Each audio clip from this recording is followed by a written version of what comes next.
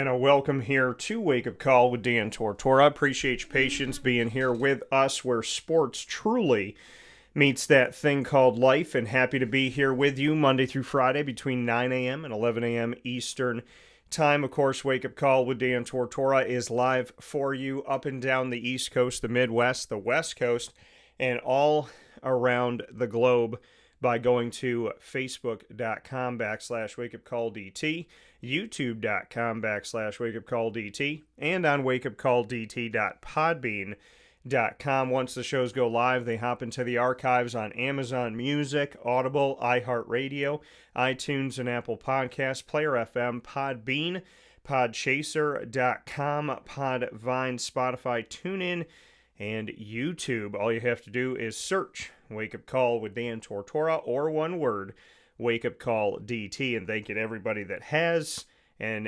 connected with us over the years. I appreciate you so very much, and truly can't thank you enough for being a part of Wake Up Call with Dan Tortora in this journey and everything that we get to do here on the show. So I truly appreciate it and thank you for it every single day. We are here on a Friday, so you know inside of MonPazPopcorn.com's What's Poppin'.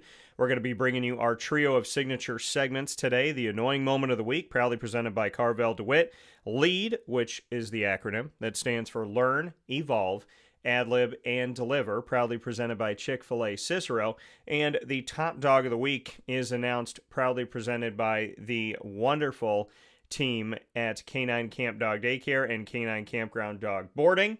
And then we'll get into around 10:15 a.m. Eastern Time this morning. I will be welcoming back to the show Turnell Sims, offensive line alum of Syracuse Orange football history. He was a part of the undefeated 1987 team, and he'll be joining me here today to speak on alumni engagement between Syracuse football alumni and the university, as well as the Syracuse Football Club that he is working with and working to build that engagement and that connection and that bridge between alumni and the university. And we'll also get into the 2024-25 season. So a lot of great stuff coming up here where sports meets life. Let's go right into it with the Annoying Moment of the Week, proudly presented by Carvel DeWitt. Dan Tortora proudly brings you... Is that for real? Are you kidding me? The Annoying Moment of the Week. I really, honestly, I don't know how to respond to this. Presented by Carvel DeWitt, 4322 East Genesee Street. It's what happy tastes like. Do you have to be that crazy? I guess so. The Annoying Moment of the Week, proudly presented by Carvel DeWitt. Folks, my annoying moment, man, you know, there's a few places I could go with this. One of the things that's still on my mind is I really don't like what happened at UNLV when it came to Matt Sluka. You know, if he was lied to and he was, you know, the promises weren't kept, then that's a dirty way to do business. And, you know, I've been there. I've absolutely been there with people that say a lot of things and then they don't do some of them, any of them. And, you know, so I understand that this could be something where it's like, hey, it's not just him. Like, he wasn't promised something, or he was promised something and he didn't get what he was promised. So there is a frustration that comes to that effect. But at the same time, you know, I'm sitting here this morning thinking to myself, this is just not a good look. It's not a good look for collegiate athletics. It's not a good look for college football. It's not a good look for NIL. It's not a good look for the transfer portal. It just screams bad. And it's frustrating.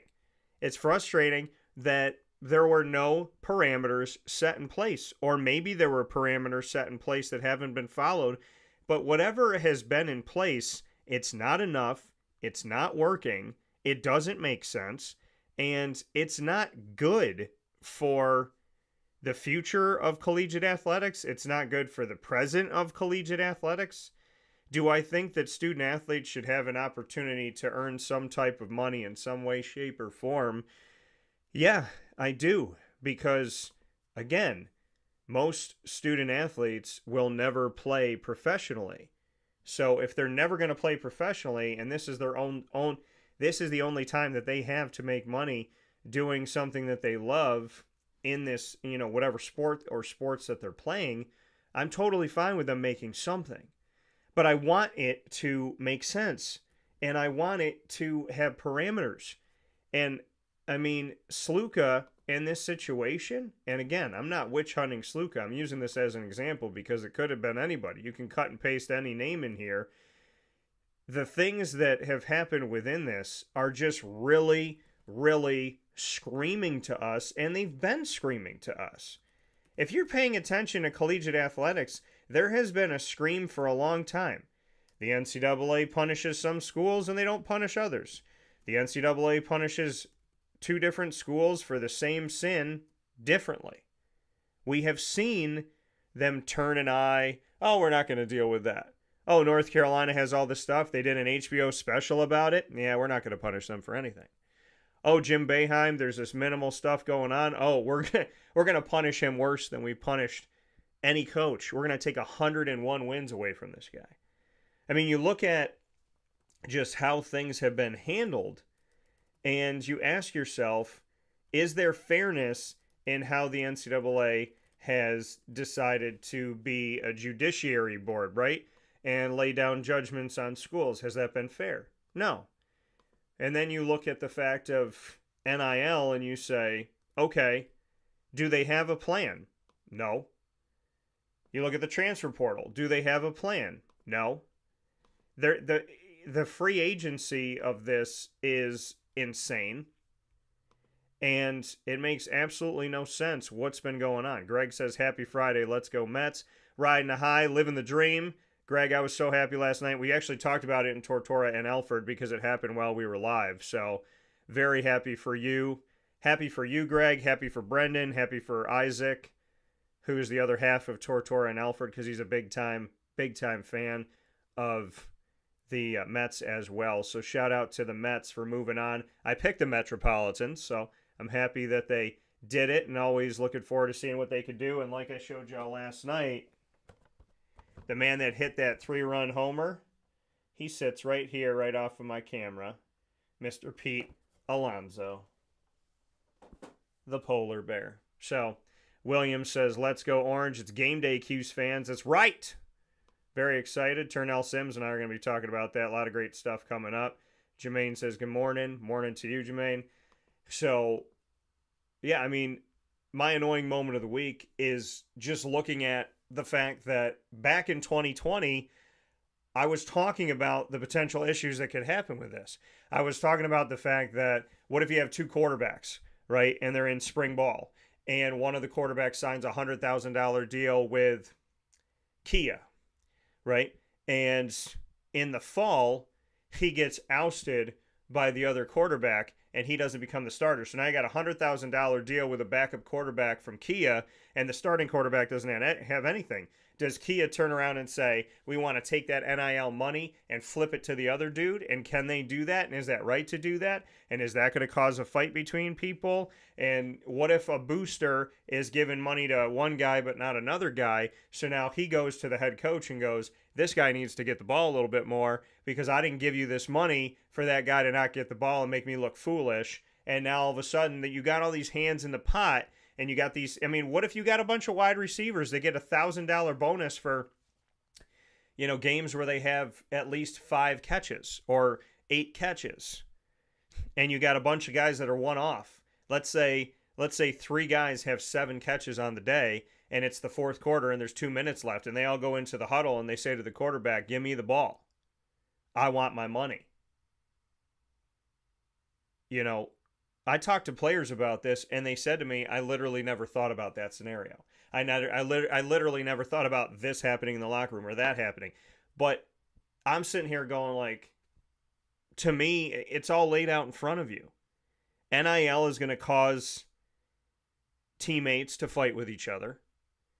The transfer portal means that you can run away from your problems. Think about this. College is supposed to teach you how to deal with real life. College is supposed to be an opportunity for you to learn about things and grow so you're ready for the real world. How can you ever be ready for the real world if you're running around just leaving every problem you have.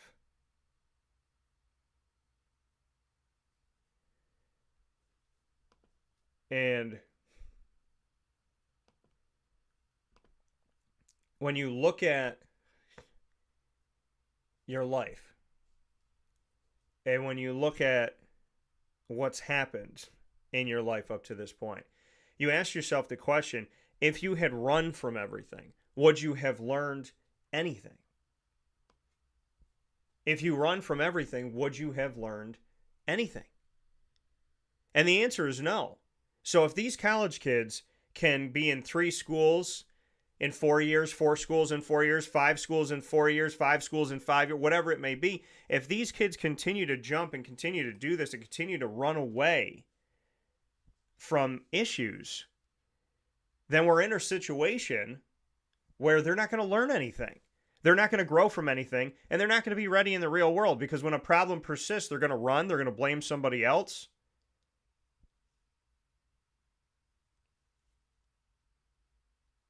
Jermaine, I saw your question here. Yeah, What If on Disney. Yeah, it's What If is actually a comic book as well.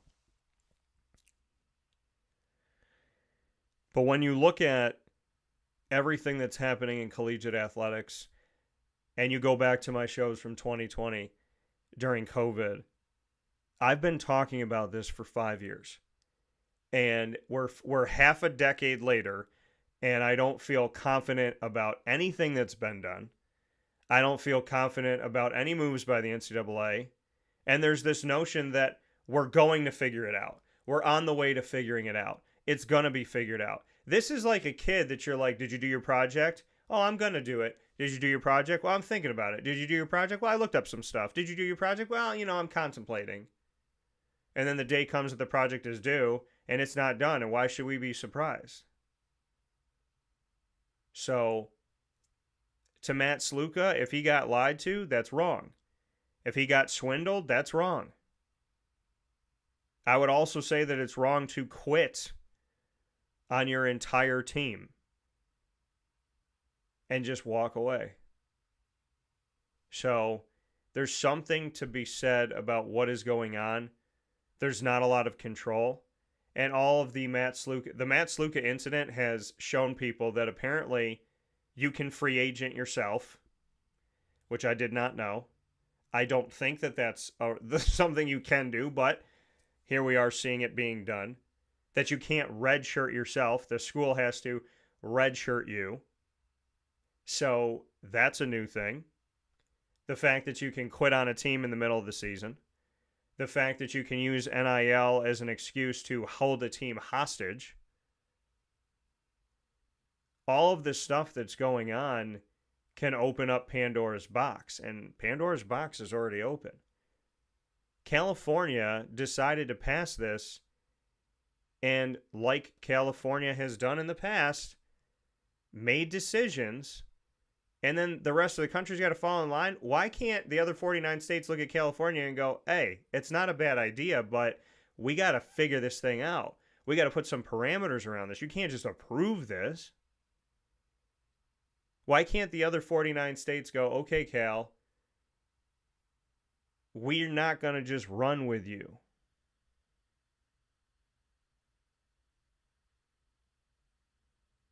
And the NCAA, I still want somebody to look into this. The fact that California said we're passing this opportunity for name, image, and likeness, and that allegedly at the time, from what I understood, there was like 9 states total that had some legislation in place, but the other 41 states didn't. When you look at that, it puts you in a situation of saying to yourself, how can the NCAA force state law? How can the NCAA act as the national government and force every state to abide by those rules? So there's a lot of questions that aren't being answered. The NCAA kind of just does whatever it wants, and they can punish you, but they can't be punished. It doesn't make a lot of sense to me. And this thing with Matt Sluka, I think, is just going to turn into student athletes holding teams hostage, right? I got a $30,000 NIL deal, but I started off the season rushing for over 100 yards a game in the first 4 games, and we're 4-0. So I'm going to sit out until you double my 30,000 to 60,000. And if you don't like it, I'm going to redshirt myself because I played 4 games, and I'm going to go somewhere else. Do we not understand that making society individualistic has caused so many problems in America, and now our remedy is to make it more individualistic? It doesn't make sense to me.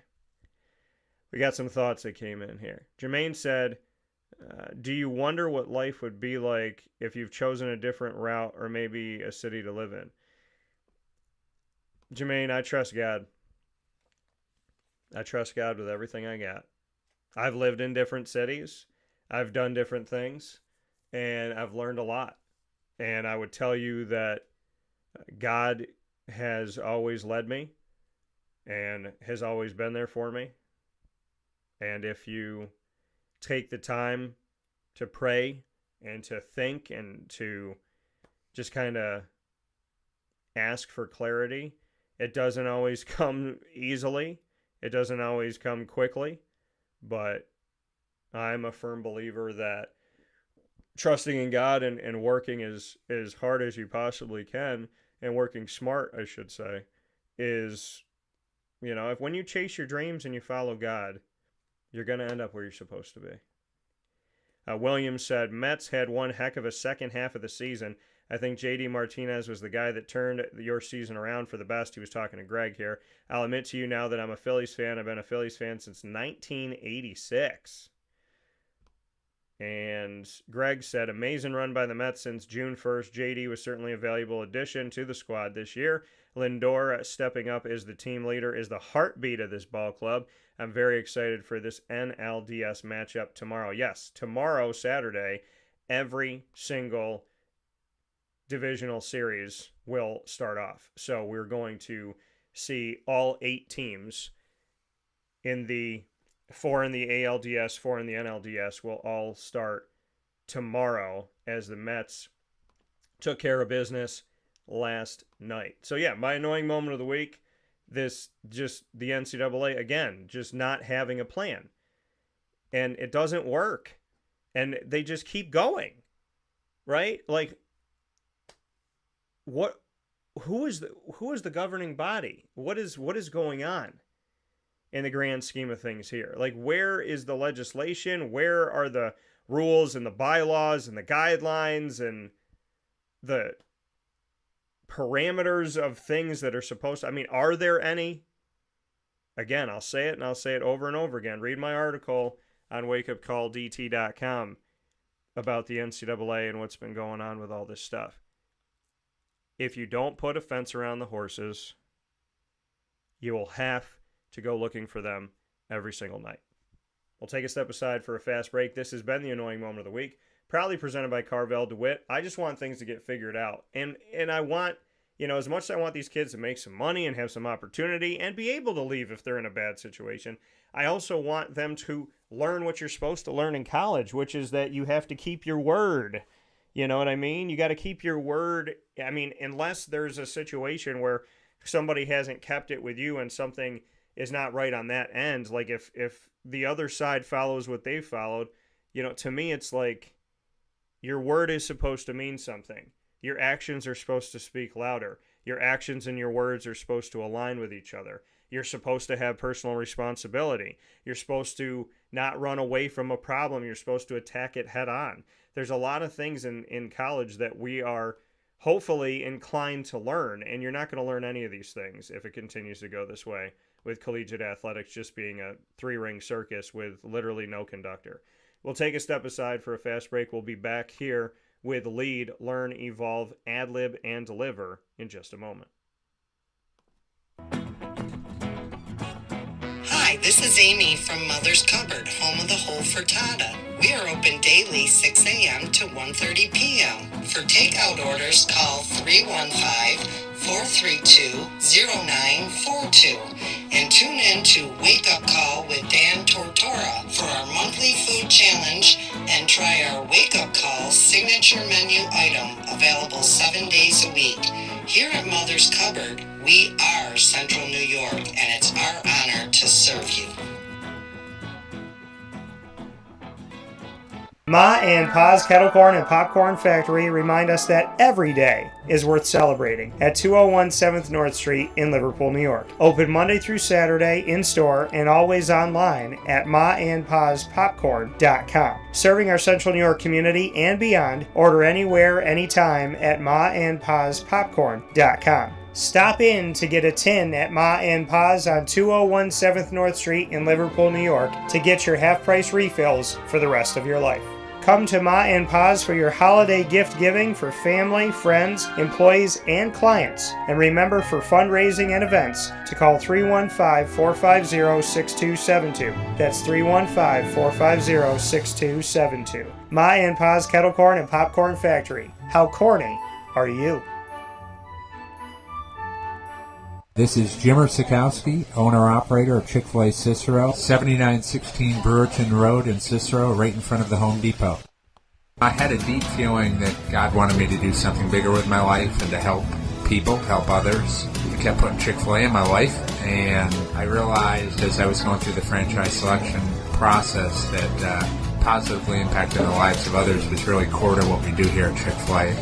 First of all, it starts with the food. The food is brought in fresh daily. We bring in local produce. We prepare to order in the kitchen. We hand bread our chicken. We hand spin our milkshakes. It's great food. It doesn't taste like fast food. I think the second thing is the way people feel when they come in a Chick-fil-A restaurant. It's different. We try to treat people with intentional kindness here, which is very different and deeper than good customer service. And so I think it feels remarkable for most people to come in a Chick-fil-A restaurant. And then lastly, the impact that we try to have in the community is very different.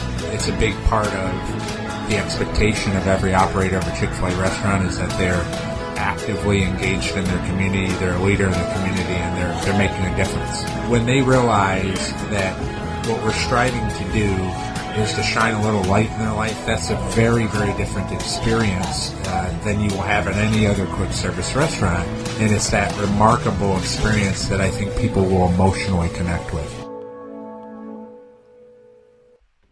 And a welcome back here to Wake Up Call with Dan Tortora, where sports truly meets that thing called life, and having the opportunity to speak with you every Monday through Friday from 9 a.m. to 11 a.m. Eastern Time truly means the world to me. So I'm happy that you're here. I'm happy that you're hanging around the country and the world, hanging out with us here on Wake Up Call with Dan Tortora. And it's time to get into LEAD, the acronym that I created by the grace of God with his help back in 2019, right before COVID came over here to the United States.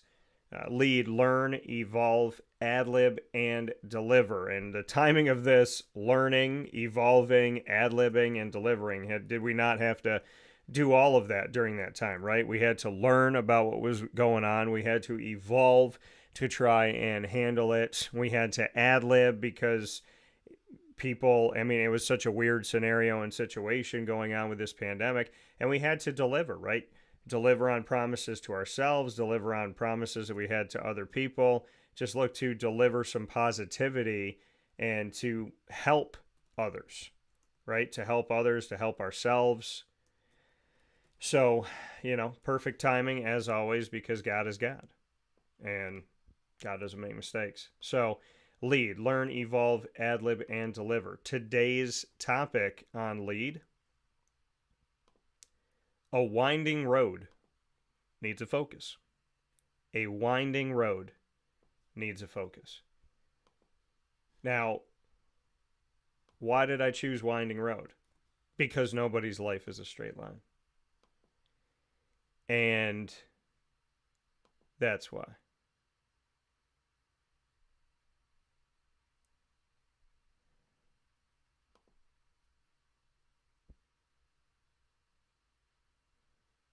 That's how I look at it. And Jermaine, to answer your question, like I said, I've been in a bunch of different cities and we've gotten to do a lot of different things, and we work with teams all over the country, and we've worked with people outside of the country. So I get to live in every part of this, and the beauty of it is being in my hometown and being able to travel the world.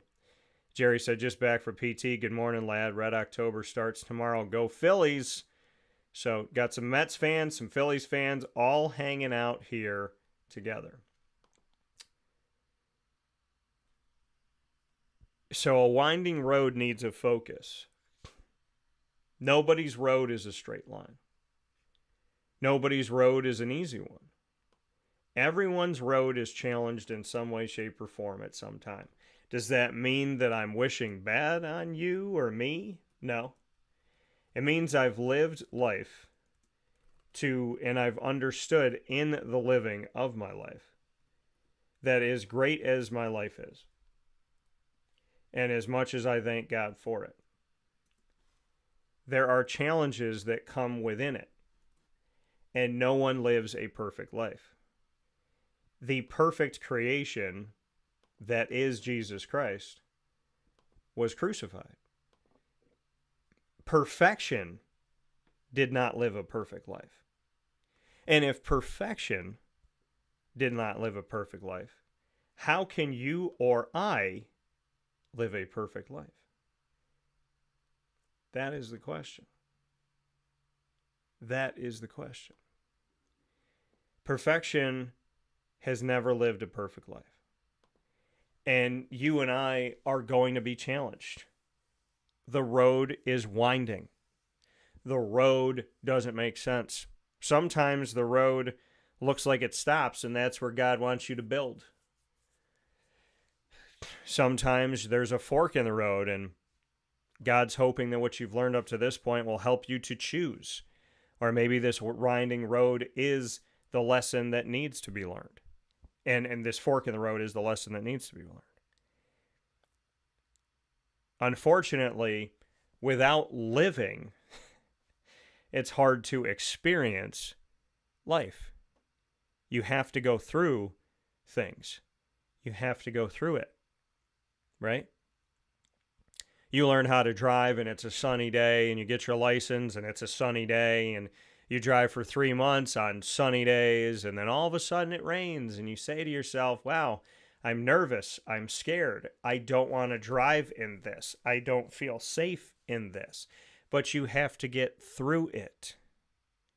I remember when I got my license, the first time you have to drive in the snow, right? The first time you have to drive when there's ice outside. The first time you have to drive in a rainstorm, in a thunderstorm.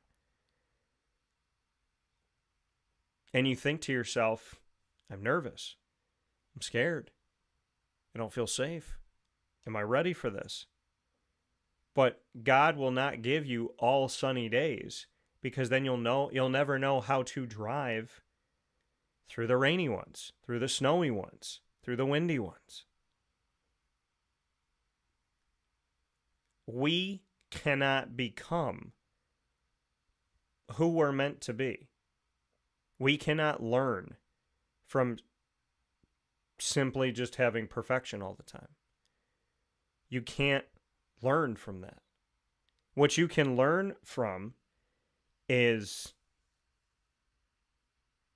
your work to get somewhere, the decisions that you make, why you make the decisions, what drives you. You make a bad decision in your life and you learn from it, and then that decision presents itself again, and God says, okay, you know the decision to make. You know what you're supposed to do. But you go down the same road. And God's like, if you go down the same road, you're probably going to get hurt again. You're probably not going to like it again. But you went down it. And what do we commonly do? We look up at God and say, God, why would you let this happen to me? And God says, I didn't let this happen to you. You let it happen to yourself. How many times have we learned a lesson and then decided to forget about the blessing? We learned a lesson, we got a blessing, and then we decided to go down that same road after everything we've been through, after everything we've learned, after everything we've grown from. We went down that road again because it looked pretty, because there was a lot of money, because it seemed like it had this and that, smoke and mirrors, right? How many times do we fall for, it looks good, it tastes good, it sounds good? How many times do we fall for that? Life's adversity is supposed to teach us that everything that smells good isn't necessarily good. Everything that tastes good isn't necessarily good for you. Everything that looks good could be deceiving. Everything that sounds good may not necessarily be good when you get there. So we have to, as human beings, understand that a winding road is the road that we're all on. None of our roads are going to be straight. And that winding road needs a focus. Well, who's that focus? To me, it's God.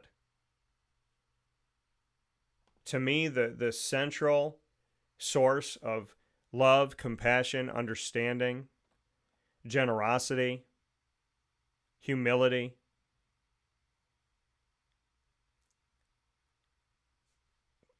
God has consistently seen me where I needed to do better, where I failed. And he kept putting his hand out, and he keeps putting his hand out. And as much as I appreciate the fact that God has always been there when I choose the wrong path, when I do the wrong thing, when I know better but I don't do better, God has always been there. Always. And as much as I love that, I want to do better by him.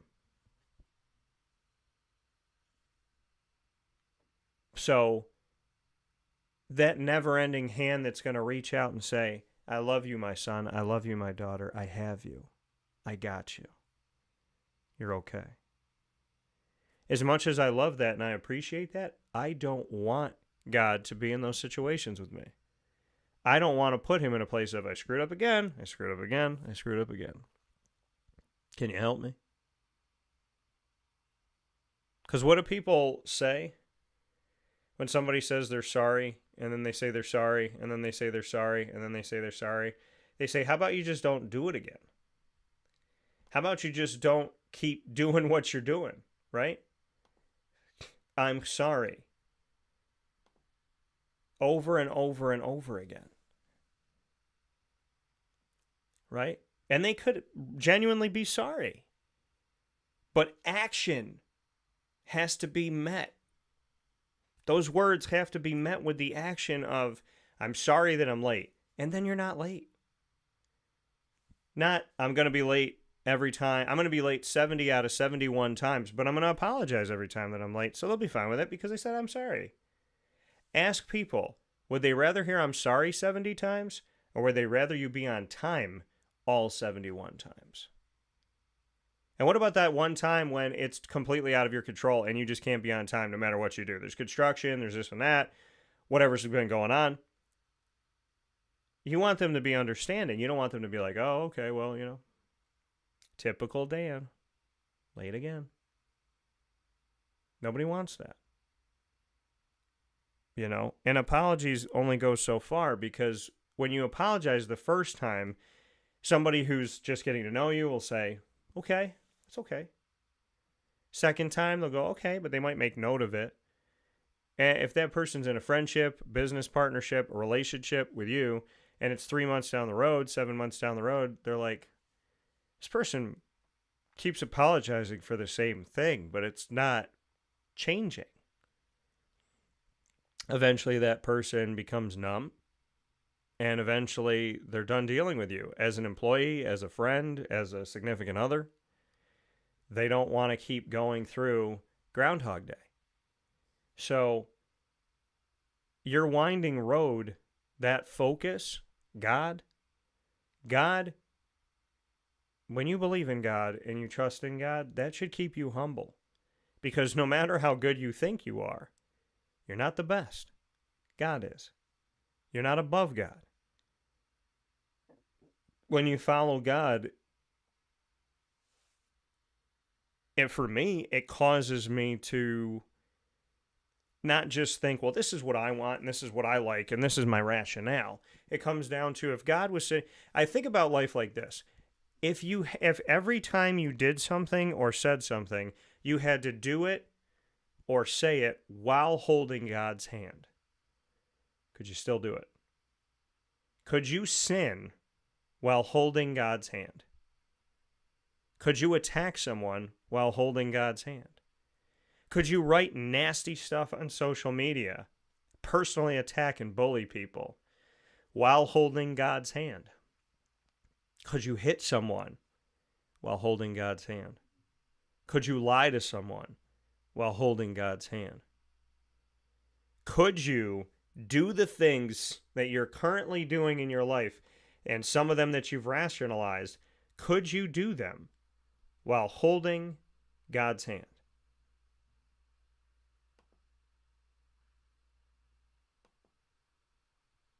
That's the question. That is the question.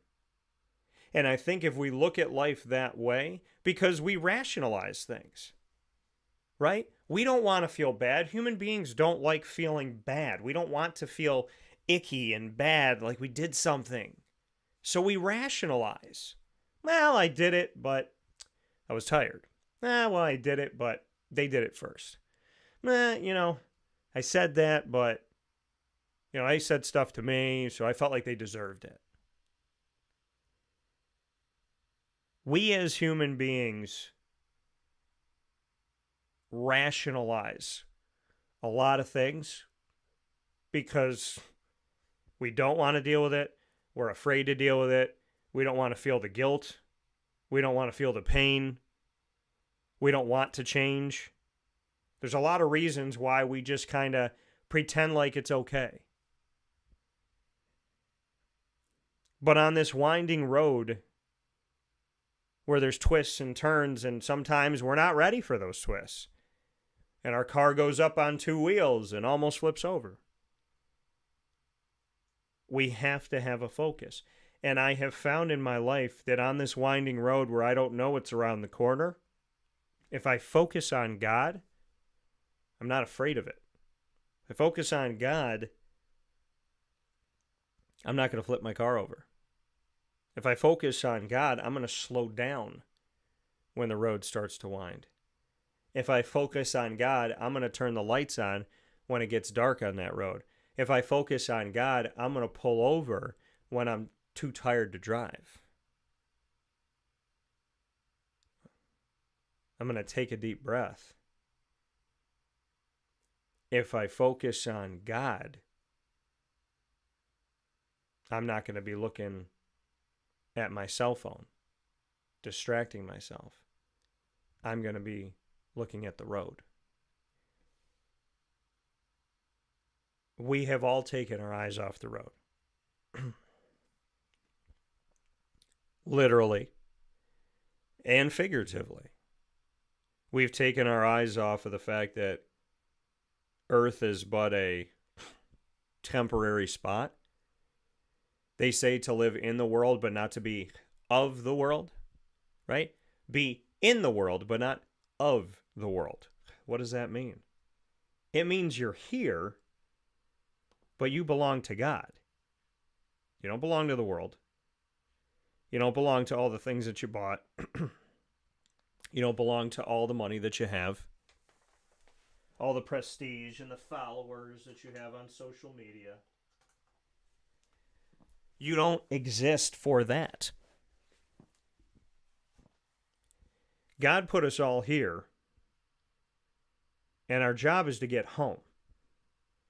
And everyone's road is different, and all those roads are winding, but the focus of every road, every person, should be the same. Because the one that put you here wants you to come home. Think about this. God drops you off at college. Think about the world when God made you. Think about it like a parent dropping you off at college.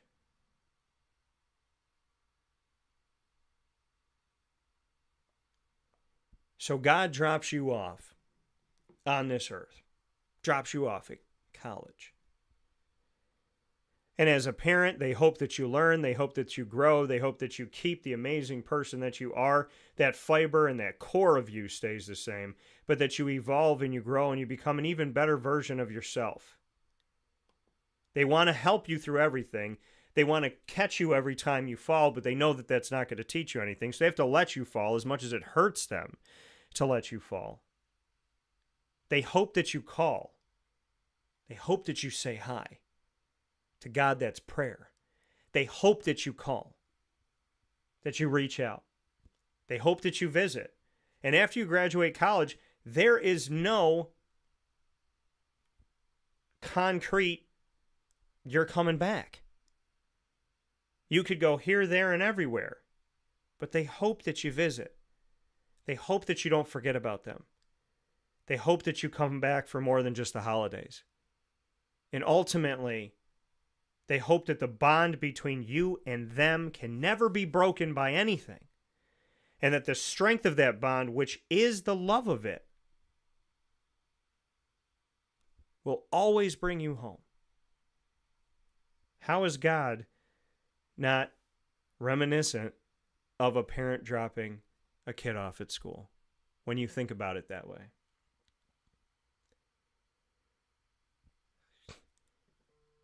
And God so loved the world that he gave his only son. God dropped off his kid at school, earth, and trusted that he would come home. No matter how hard it was, no matter how winding the road was, no matter how confusing the road was, no matter the adversity of the road, the pain of the road, the struggle of the road, the learning lessons of the road, he believed his kid would come home from where he dropped him off from. And what did Jesus do? He came home. And what does Jesus say he is? I am the way, the truth, and the life. John 14:6. The winding road needs a focus. And that focus, being God, allows us to humble ourselves, to learn, to evolve, to ad-lib, and to deliver, to return home, to get there. If you have 3 kids, they're all going to take a different road. But you hope that every one of those kids comes home and gives mom and dad a hug and a kiss. Remembers that no matter how far they go in the wrong direction, no matter how far they go in the right direction, no matter how successful their life is, no matter the trials and tribulations, that they are always called home.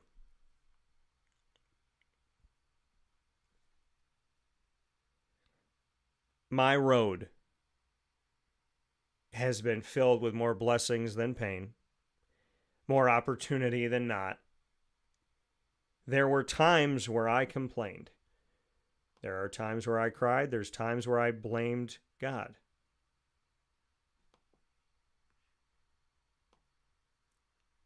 But what I've learned in my life is that my Father put me here and said, take the road, my son. Take it. And I will guide you if you let me.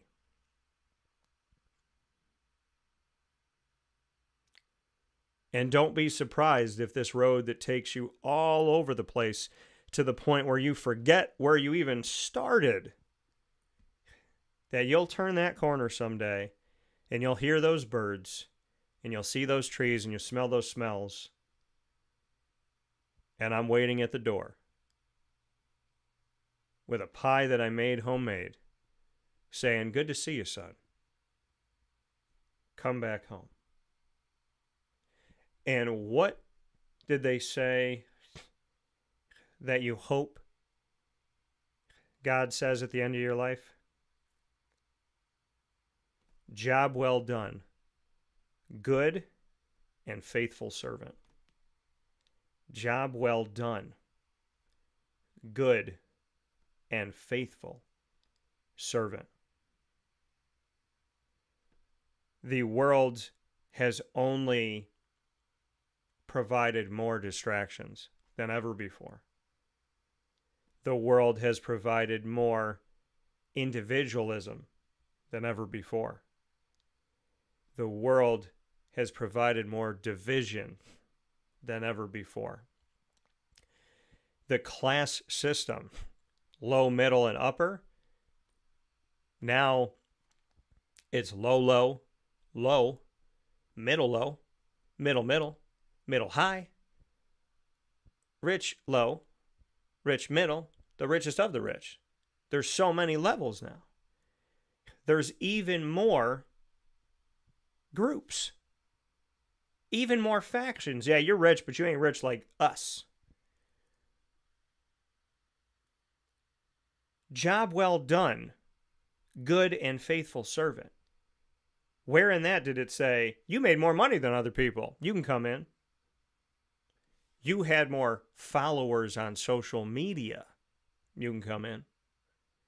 You lied, you cheated, you stole, and it made you successful. Hey, the ends justify the means, you can come in. When would God ever say that?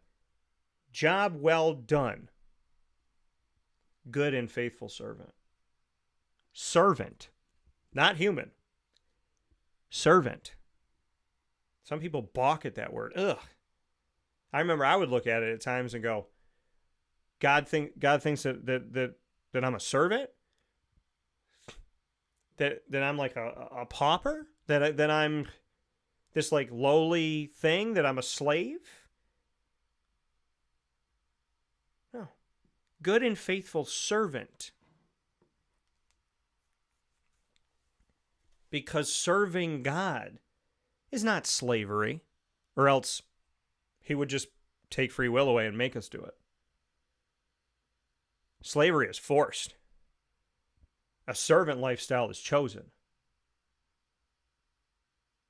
Because servant and service, sound similar, don't they? So if you live a life in service to others, if you live a life in which you give and are not just concerned with receiving, if you live a life where you seek to aid and help and have your impact be more than just, I made a ton of money and I did a bunch of great things for myself, but that you try to open doors and create opportunities and provide for other people. Service, aid, help. That is a servant lifestyle. The giving of one's time, one's energy, one's kindness, one's wisdom, humility, comedy, faith, knowledge. I think I said wisdom, but I'll say it again.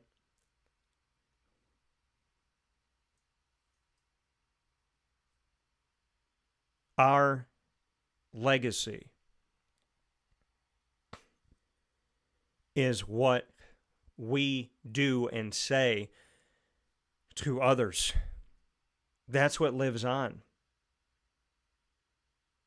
My grandfather's passed away over 30 years ago. I think about them at least once a day. Not in an oh poor me, but in an I can still feel their love. Because they were good and faithful servants. And I hope and I know that God said, job well done. My grandmother's totally different people, but loving, compassionate, servants. Let me cook for you. Let me clean for you. Let me help you. Let me be there for you. Tell me what's hurting. Tell me where it's hurting. Tell me why it's hurting. My grandmother's love, their goodness, their faithfulness in God, their belief in God. My parents, the lessons, the service, helping others. This road is winding. And no matter how old we get and how much we've been through, it will continue to twist and turn. So you need a focus that you can know is consistent, is true, is honest, is faithful, is just. You put your focus in social media, there's dead ends all around. You put your focus in entertainers and worship them, you can like them, but if you worship them, what happens if they do something bad? What happens if you are such a fan of somebody and then now they're in jail? Now do you think you have to go to jail? You think you have to follow in those footsteps? Following God, believing in God and following God is not going to lead you to a place where He is not. Following God is not going to be easy. Jesus died for it. He died because of it. And I'm not saying that that's what's going to happen to you or me. But what I'm saying is, when you put your focus on a perfect thing, there is no other perfection. When you put your focus into God, it may not always make sense. As much as you're focusing, it may not be clear through your eyes. But I can promise you, at 38 years old, when I have focused on this and focused on that, focused on my problems, focused on people, focused on not God,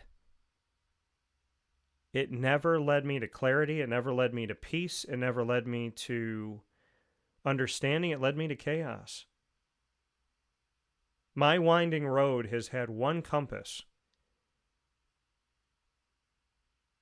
And although sometimes I struggle to read exactly where that compass wants me to go, if I'm going a little bit off, I feel that pull on my hand, and I follow it. We have made life incredibly difficult as human beings. And if I've learned anything, it's that when you focus on God, when you focus on His teaching, His words, if you open the Bible to a random page and you start reading, there is advice in there that makes perfect sense in 2024. How in the heck can somebody write something such a long time ago and it makes sense as advice right now? I've literally read things in the Bible and said to myself, I didn't know that this was in here. I didn't know that this, it's right here. I remember sitting there, I think I was sitting in my bed reading the Bible, and I just laughed and was like, there's no way that somebody wrote something that way. Like, that it sounds like it's today's English. This is like today's lesson. So on your road, my friends, when it becomes difficult, seems impossible to get through, and you have no idea where to go, pray, meditate, listen, breathe, and I can promise you that God is always on the other line, but you have to pick up the phone and you have to call him. Don't be afraid to. Don't be ashamed to. And don't be too proud to. God bless you. This is Lead, Learn, Evolve, Ad-Lib, and Deliver, proudly presented by Chick-fil-A Cicero. A winding road needs a focus. We'll take a step aside and we'll be back with the top dog of the week right after this. In these unique times, there are those in our community that give us a sense of normalcy and positivity. Pizza Man on 50 Oswego Street in Baldwinsville has been here for you for over 35 years and is here now. Call 315-638-1234 or order online at pizzamanbville.com to bring those familiar tastes into your home. And remember to come see our monthly on-site broadcasts centered around the community and our Baldwinsville Bees. Pizza Man in Baldwinsville. Any way you slice it, they are always here for you.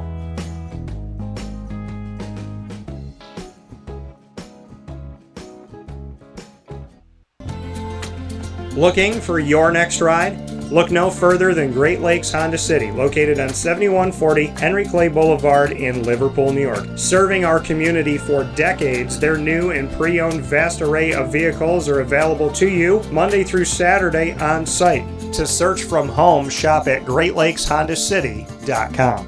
Call 315-365-5576 to set up an appointment. That's 315-365-5576 for Great Lakes Honda City, 7140 Henry Clay Boulevard in Liverpool, New York. Great cars, great people, Great Lakes.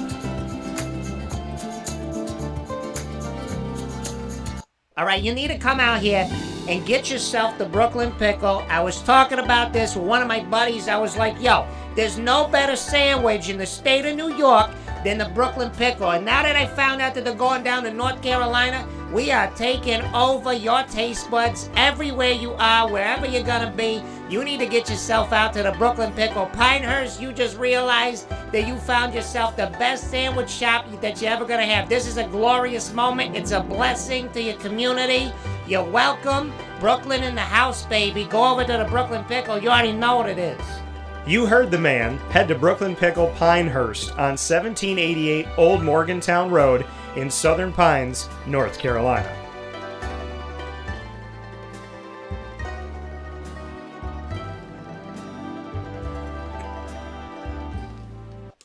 And a welcome back here to Wake Up Call with Dan Tortora, where sports truly meets that thing called life. I appreciate you being here, hanging out with us Monday through Friday from 9 a.m. to 11 a.m. Eastern Time, and it is my honor and my privilege to be here with you.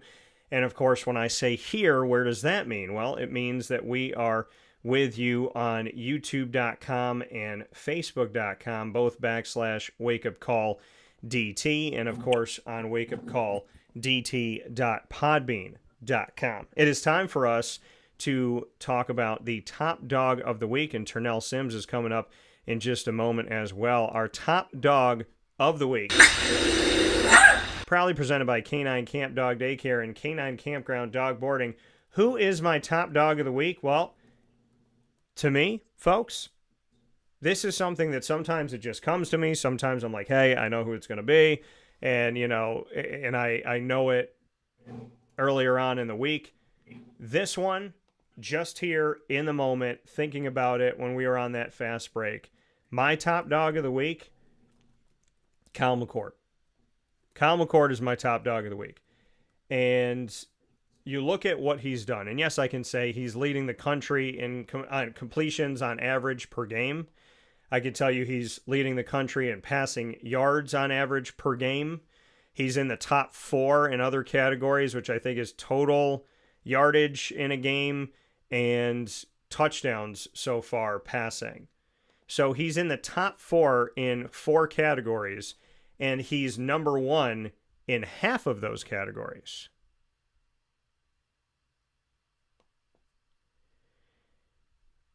So that could be an easy reason why I would pick Kyle McCord. But I'm also picking Kyle McCord for another reason. Kyle McCord has been scrutinized. Kyle McCord has been talked about as, well, he's looking at his receivers. Well, he's not hitting this guy. Well, he's trying to force this. Well, he's trying to do this. Well, he's trying to do, Kyle needs to do this. He needs to do that. He needs to get better with this. He needs to get better with that. And I think we live in a world, I don't think we live in a world, I know we live in a world where people that do really good things get scrutinized.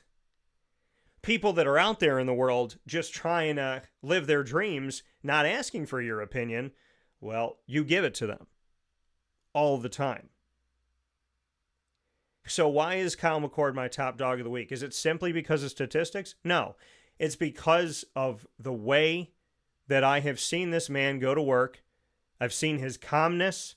I've seen his generosity of his time.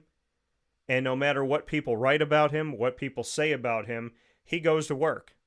I've seen his fire on the sideline and his tenacity on the field.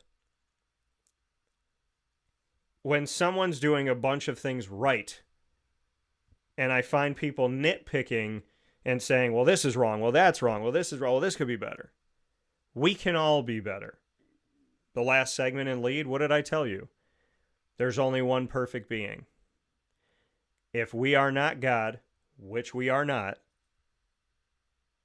we're not going to be perfect. Kyle McCord, spoiler alert, is not going to complete every pass. He's not going to make every decision. Every decision is not going to be good. Kyle McCord is going to throw an interception. Kyle McCord's going to get sacked. But what I can tell you about this offense, and I could tell you about Syracuse, is Kyle McCord's a different type of quarterback. I have respect for all the guys that have come before him. I have spent time with many of them. The Tommy DeVitos, the Ryan Nassibs, the Eric Dungies, the Garrett Schraders, the Terrell Hunts. Been around a lot of these guys. And what I can say to you about Kyle and why he's my top dog of the week is because with all the negativity that I hear about Kyle, I'm going to say some positivity. Syracuse is 3-1. Syracuse led a comeback in the fourth quarter against Stanford and only lost by 2. Syracuse has moved the ball. Syracuse has had a bunch of different receivers. Syracuse is finally utilizing Trevor Pena in a way that we've never seen. But there was always my high hopes for Trevor. Syracuse has more than just Oronde Gadsden II to throw to. Syracuse has a lot of talent. Kyle McCord has aided this team in being better. He's aided this team in being multiple. He's aided this team in being different in a positive way. So say what you want to say about Kyle McCord and critique the mistakes that you think he made. But my response back to you is, have you ever made a mistake? Have you ever done anything wrong? Have you ever played a pickup football game and fumbled the ball, not completed a pass? Have you ever thought something and thought somebody should do something or that you should do something and you ended up being wrong in your decision making? Are you a perfect human being that is flawless, that has never made a mistake? If you answer that with yes, you're lying. If you answer that with no, then humble yourself. Because I'm not expecting Kyle McCord to be perfect. I'm hoping that Kyle McCord's leadership stretches far beyond the field. His morals and values take precedence. I hope he has a faith in God. It seems like it's there. I hope he listens to direction. I hope he takes advice. And I hope he always seeks to become better. Not for you, but for himself, for God, above all. He's my top dog of the week because, yeah, statistically, he's done a lot of good things. He's got over 1,300 yards passing in 4 games with 2/3 of the season left. But I'm also going to call him my top dog of the week because I think a guy that's been working his tail off, taking a lot of heat and a lot of negativity in the media and a lot of negative media questions should know that there's some people out there that appreciate the work he's done. Kyle McCord, you are my top dog of the week. Thank you for the work that you're doing, and I look forward to seeing that you've barely scratched the surface. Top dog of the week, proudly presented by Canine Camp Dog Daycare and Canine Kampground Dog Boarding, both in East Syracuse. The only place I would tell you to bring your dog for short and long-term care. Lily loves it over at that campground. She has a ton of fun. So, and the daycare as well is a wonderful place to go to. Lily's been at the campground because, well, Lily's got her own cabin at the campground, and she gets spoiled a little. I mean, she always gets spoiled. She's Lily. She knows. She flashes that face, and people melt. I surely do. Head off to Canine Camp Dog Daycare, 228 Old Bridge Street in East Syracuse, and down the road, 242 Johnson Street in East Syracuse. You'll find Canine Kampground Dog Boarding. We look forward to seeing you over there. Call the daycare at 315-437-7110. And you could get more information at k-9kamp.com. And for the campground, you can call 315-299-4013. And, of course, you can get in touch with them by also going to kampground.com. With that being said, it is my honor and my privilege to bring in the final piece of this week, and that is Mr. Turnell Sims.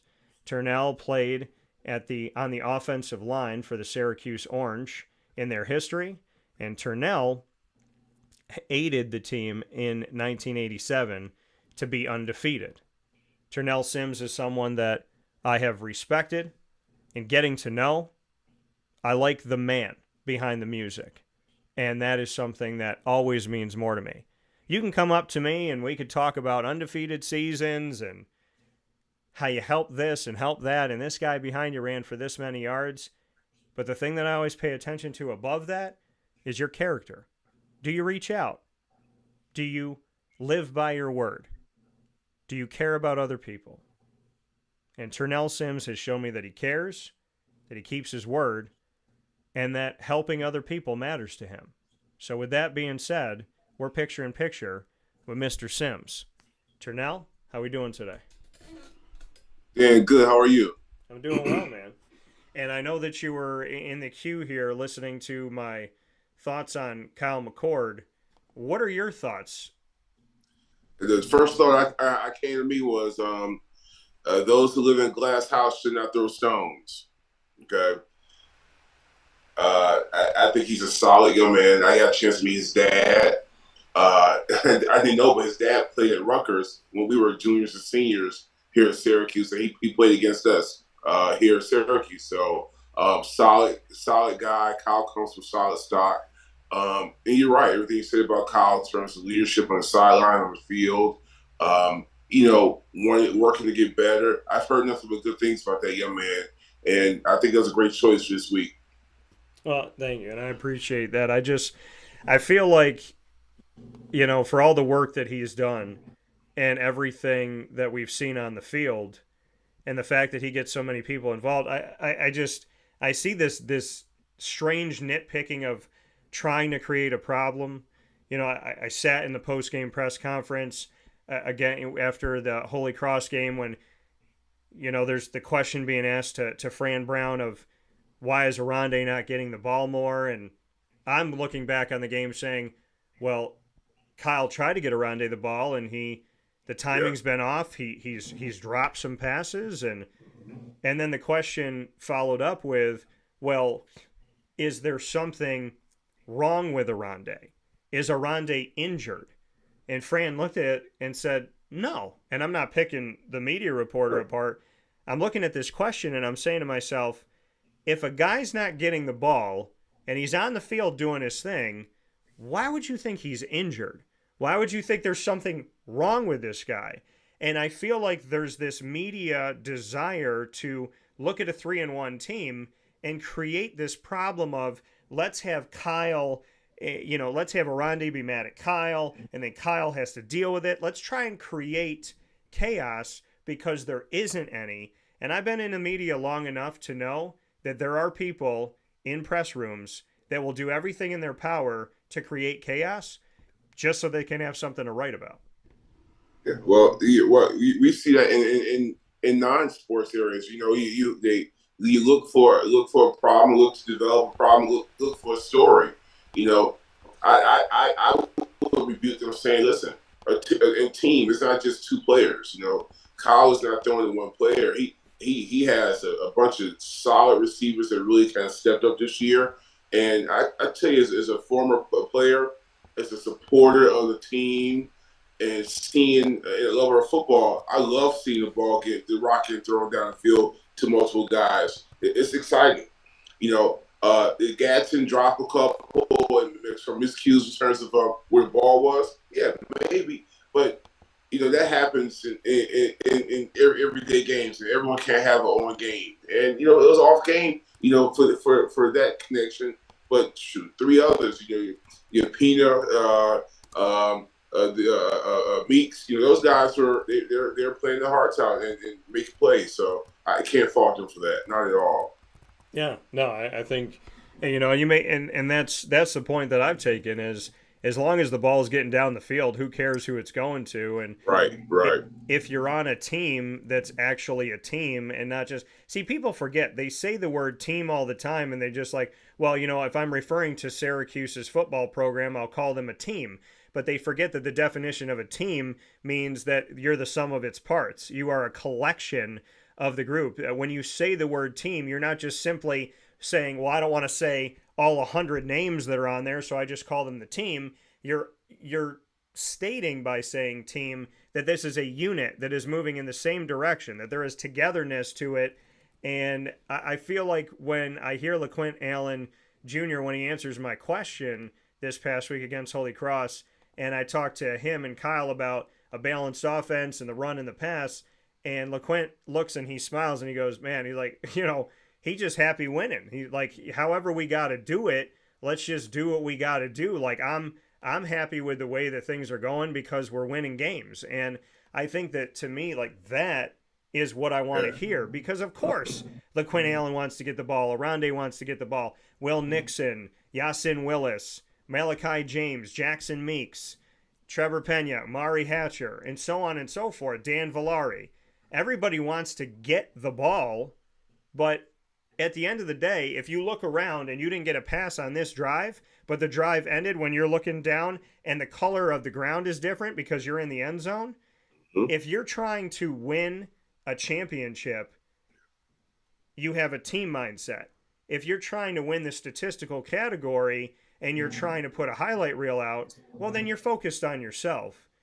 And I don't feel like this team is focused on themselves, but I feel like the media is focused on trying to get them to focus on themselves. Well, if you remember back in winter workouts with Coach Fran, he had those guys, they had their shirts on, and I don't think no one had, they didn't have it, I was a number or a name on their shirt because it was all, you working to become a team. And I think that's part of his strategy in terms of working together, putting in the blood, sweat, and tears together to develop that camaraderie where you're not an individual. And that's the biggest thing. You can't be an individual on a team playing football. Playing offensive line, you cannot be 5, 6 guys who tight end on the line think you're going to do your own thing. Or defensive line, you can't do. If you do your own thing, then you miss your assignment, or you're not where you're supposed to be. You know what? You hurt the team. So you have to have that mindset. We're going to do it together. I'm going to do my job, my assignment, but we're going to do it together. So my piece helps the overall team. Yeah, and bringing up Fran Brown here with Turnell Sims on Wake Up Call with Dan Tortora this morning. What are your thoughts on Fran through these first 4? I think I'm liking of course, the energy has never subsided. I always look at body language of coaches. You know what I mean? When something goes wrong, or gosh, something, 3-and-out, guys on the sideline, and I look at how he responds to the players when he come off and talks to them on the sideline, or someone has a missed assignment, whatnot. And I see him busting a few butts for missed assignments, but also see him lifting guys up. I think coach, he's a new head coach. He's a new head coach. He's going to make some errors. He's going to make some decisions that may not be as some people say, probably the best decision. I can't name any particular instance, but he's going to have those mistakes, and he's human. But he also is he has a good group around him. He has a good group of coaches, and I think I know they communicate. I know he goes after. I see him after the games a few times. He said, "I'm going to check out this film. I'm going to check out this film," and he puts in the work. I don't think we've ever questioned the work that Fran has put in regards to being prepared for the game, getting the game plan together, and for making those adjustments for things you see, either if it's discipline or for penalties, or if it's missed assignments, or acknowledging the good things that these guys are doing. He doesn't miss the opportunity to do those and take care of those things. And I just love the energy. I think he is only going to get better as a head coach with the experience. With more experience that he gets, I think it's going to be really good. And I think this, as we talk about today, it's 7:30 out here in Vegas. I can't wait till 6 o'clock and kickoff this evening for the Vegas game to see how the guys responded to his coaching, his coaching, his changes for this week, because we have some ball. We're playing against some ballers this week, but they haven't seen a team like Syracuse either. Yeah, and UNLV, the Rebels, this is the first road game of the season for Syracuse, first time away from the Dome, and they'll be away from the Dome for the entire month of October. They're going up against UNLV. UNLV is 4-0, 3-0 with Matt Sluka, 1-0 with Haj Malik Williams, who is their quarterback right now, a dual threat guy. Guy has 200 yards on the ground on 22 carries, and a bunch of that, 119 yards of it, came in last week's game over Fresno State, and he had a rushing touchdown, multiple passing touchdowns, no interceptions.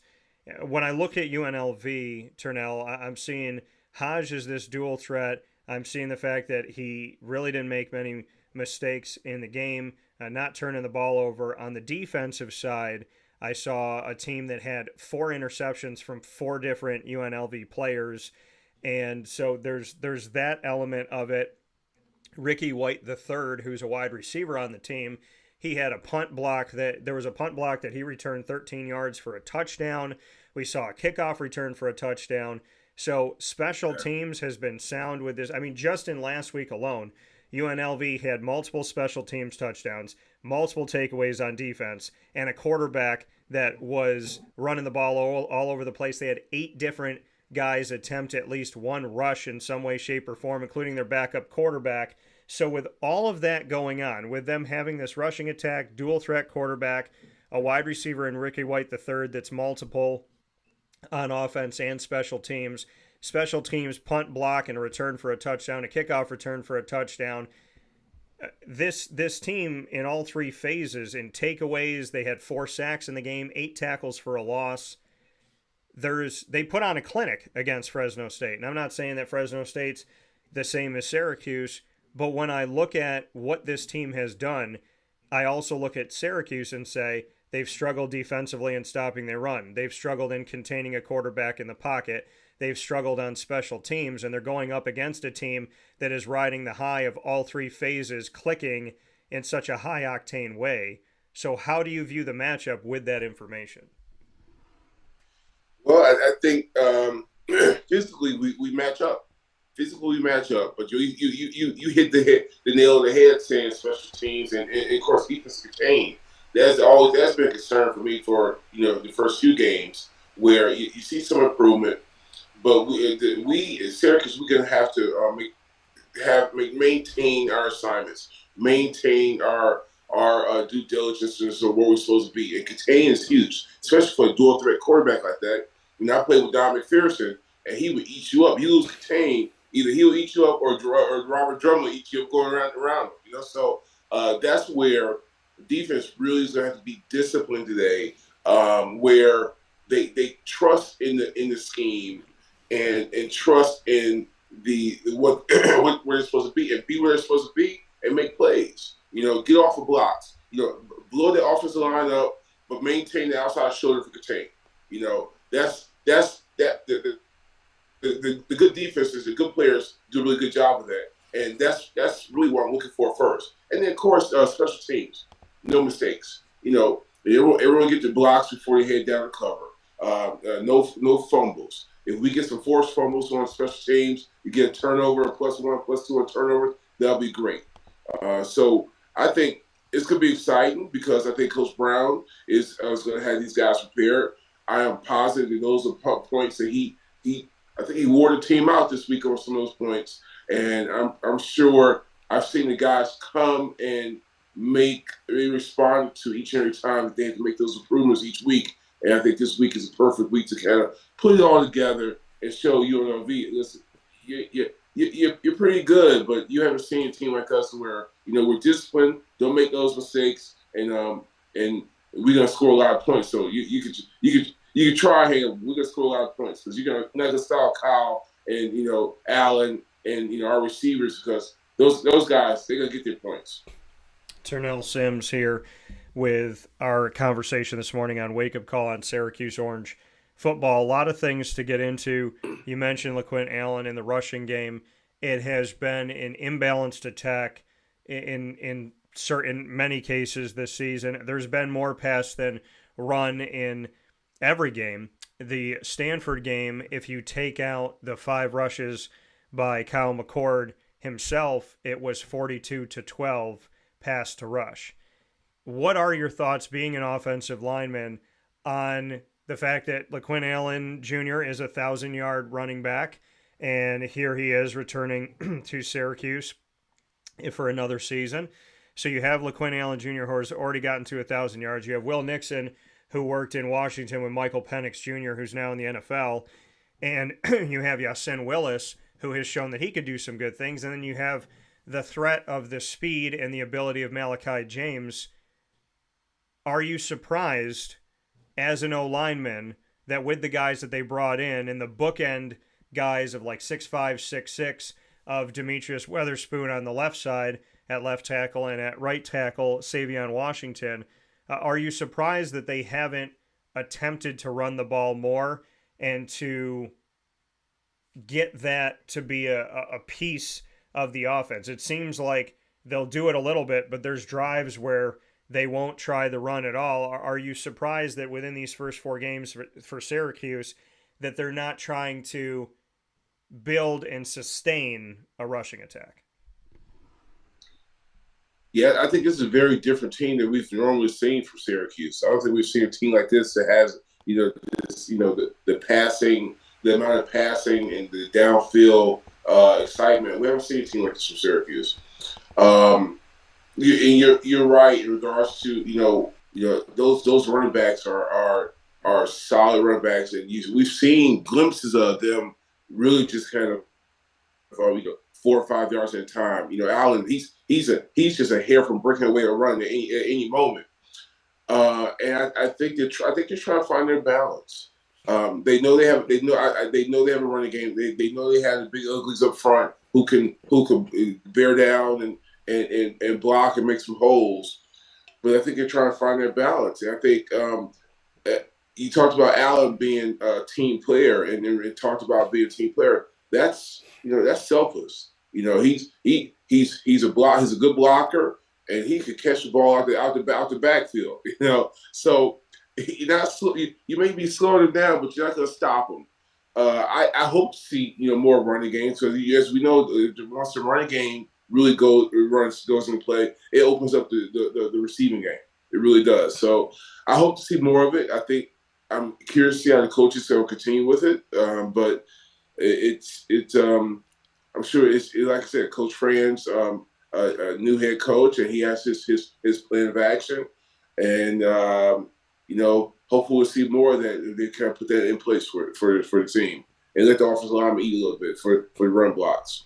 And it's demoralizing when you run the ball systematically on somebody, and I've said to people like this about this before. I said, is there anything that is more demoralizing and more frustrating to a defense than being moved slowly and systematically backward into their own end zone? And if you got so if you got a team like UNLV and you have Haj Malik Williams, who's going to run around all over the place, and he's going to create opportunities for himself on the ground, and he's going to create opportunities through the air.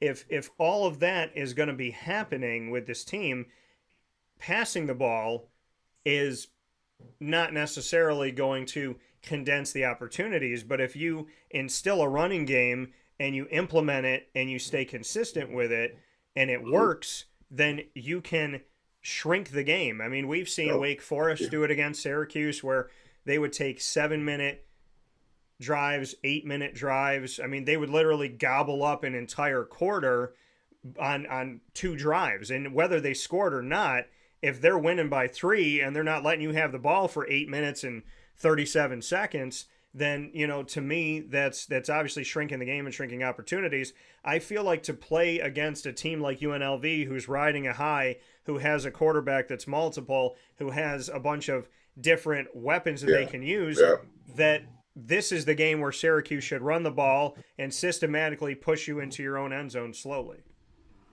Yep. Yeah, time of possession. Sometimes the best defense is a running offense where you control the clock.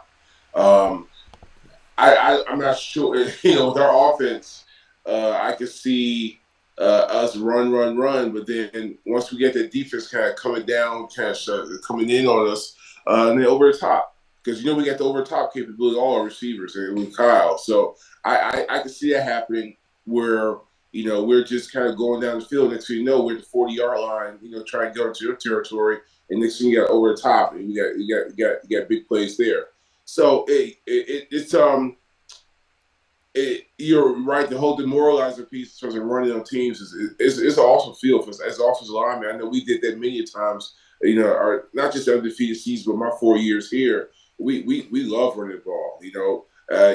Running the ball. I know Rob Drummond, Daryl Johnson, Mike Owens. Run the ball, and what happens is, it's nothing like hearing the defensive lineman just kind of air goes out of them literally, and there's no pushback, and that's a lot of fun. And I hope these guys have a chance to kind of have that feeling. And I think run today will actually surprise UNLV. It'll surprise them. It'll let the big boys up front and those linebackers kind of feel, hey, okay, we got to buckle down here, and then next thing you know, towards the end of the game, we got some big plays over the top, and where those receivers can't be waiting back there for passes like they normally would expect from us. Turnell, you were a 4-year starter at right tackle at Syracuse. What has been your takeaways of the guys on the ends of Savion Washington at right tackle at your former position, as well as Demetrius Weatherspoon at left tackle? How have you seen that tackle position, having played it, understand it, and have success with it? How have you seen Savion and Demetrius through these first 4 games? I would say that they've grown. When I first saw them against OU, I know Kyle was pressured quite a bit on the ends. And what I saw those tackles giving up too much ground on their kick step for their pass blocking.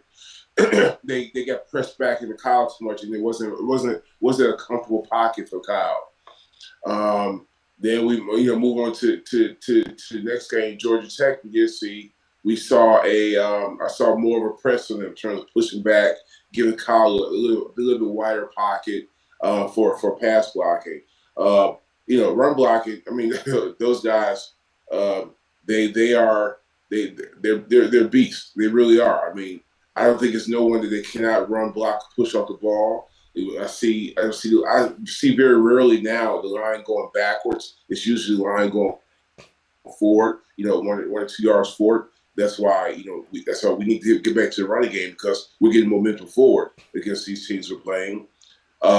It only prepares them for these upcoming games, Virginia Tech, the North Carolina, not looking down to the end of the season, but, even Cal, it prepares them for that type of, in the trenches where you get the real big boys down there. You get a chance to have battle. And I think those guys are improving every week. Improving the pocket, pressing back, not collapsing on Kyle, give him from a comfort zone so he can do his thing. And I like him. I think, I like the, man, for the interior guys, I think they do a good job. I think they're working on some of the coming off the blocks in terms of their zone reads, in terms of linebackers in the gaps, shooting the gaps. They kind of can't, it can't be 2-on-1. You got to always have, bump off and get to the linebacker who may be not blitzing, but kind of in the zone blocking scheme. You got to get off blocks and get another man. So we can't waste 2-on-1 here and there. So we got to get more than 1-on-1 blocking and giving guys a chance to make it past that second level.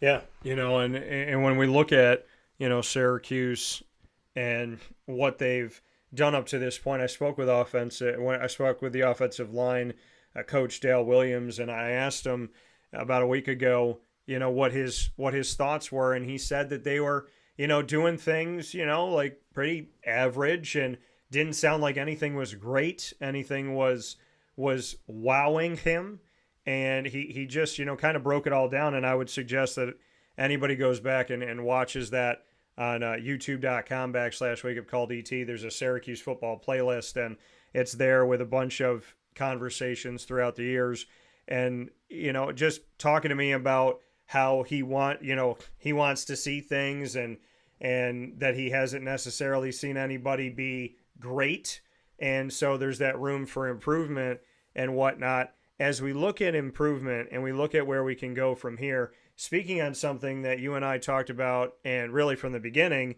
of improvement, is off the field, alumni engagement. And Syracuse University actually, and this makes no sense that it didn't happen, but the university and the alumni of the football program feeling welcome, feeling connected, having that connective tissue of the university on the hill, helping people that played there and built it and made it what it is to feel welcome again, to feel a part of it again, to not just be a stranger in the stadium that they used to play in, but to actually feel like they're a piece of the fabric of the stadium and of the school itself.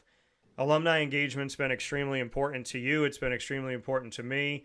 You are obviously, with the Syracuse Football Club, looking to create opportunity and to build. So what can you tell me about, since Fran becoming the head coach, what has happened in the world of alumni engagement, and what is the Syracuse Football Club doing that you feel like is really making that bridge not only frequently passed back and forth, but making sure the foundation of the bridge is strong?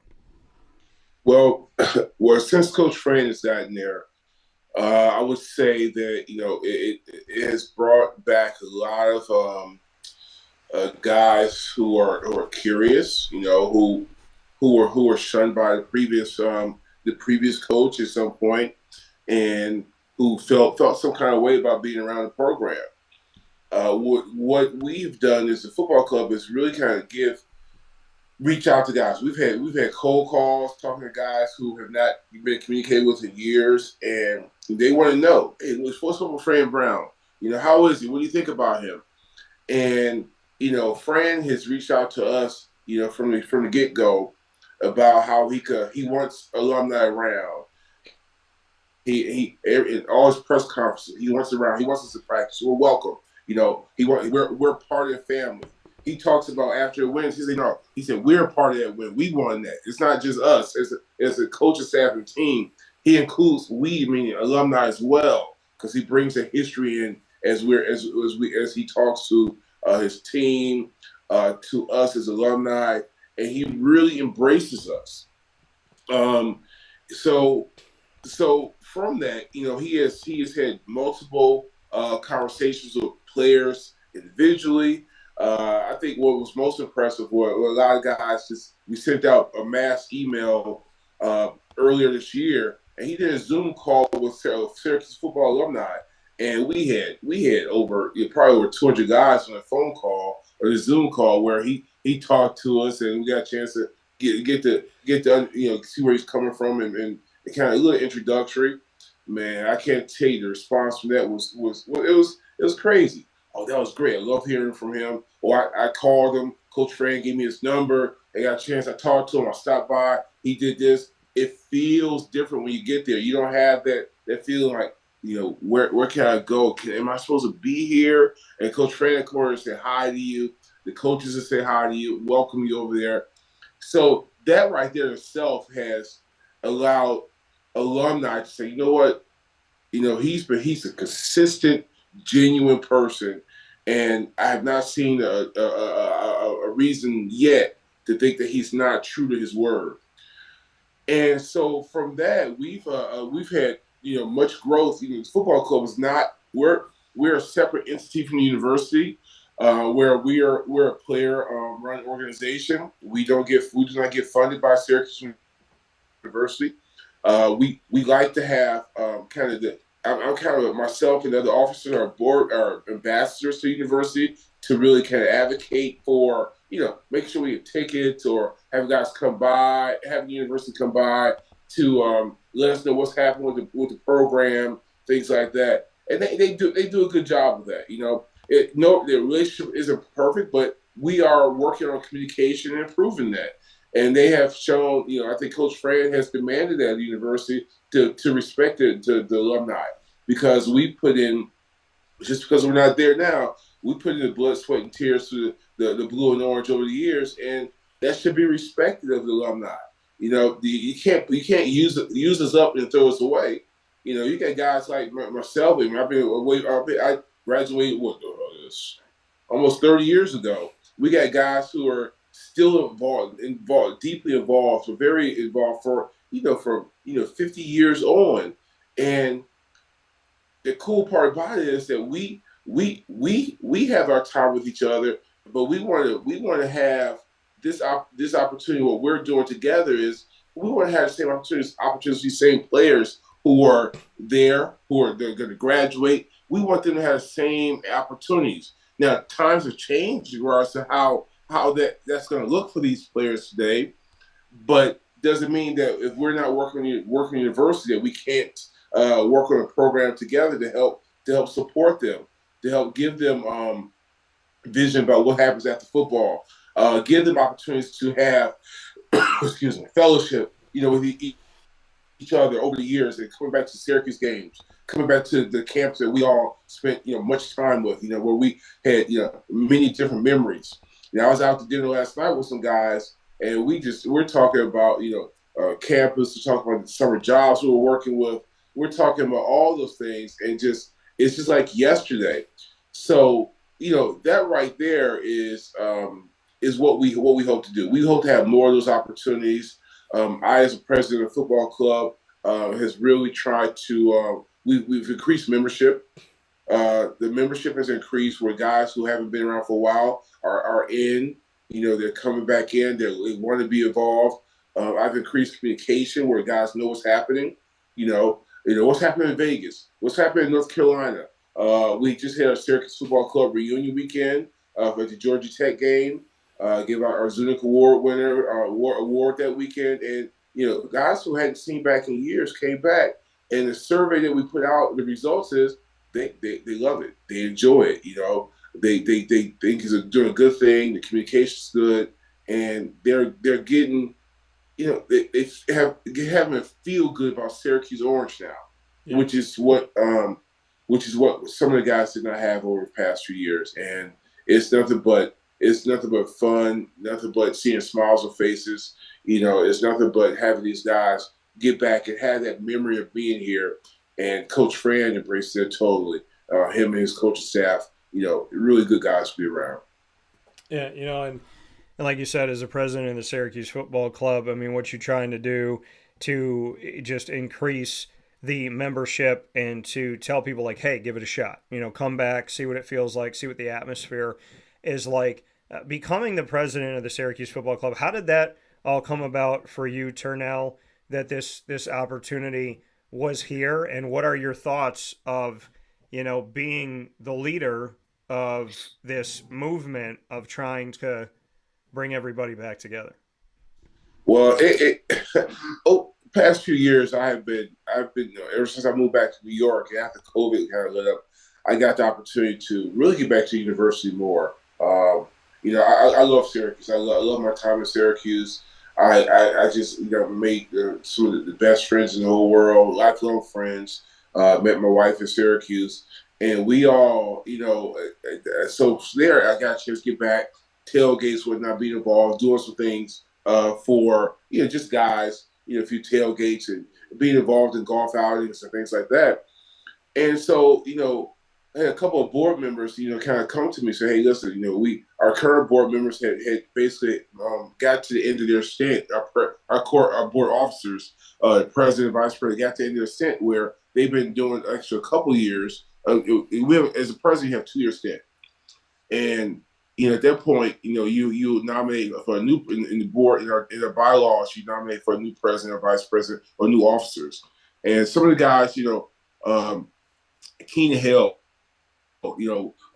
Warren. Those guys have been, doing leadership the last 4 years or so, and it's about sharing that leadership. It's about sharing the work of the club, and the club has some older guys. Forgive me, guys, for saying older, but older guys where they've been ride or die in the club for years, since inception, and they put forth the work and effort. And so a couple of those guys came and said, listen, Turnell, we like what you're doing, like some vision, what you think about, being president of the club and some vision. I said, yeah. I said, oh, man, really? I don't know. So I thought about it, talked to my wife about it, talked to, some of my close teammates who, I talk to every day. And they, as I talked about, I said, yeah, I can do this. I've been a leader. I worked at schools, vice principal of school. I know leadership. So I got a chance. I said, listen, I'm sure I'll be happy. So they nominated me.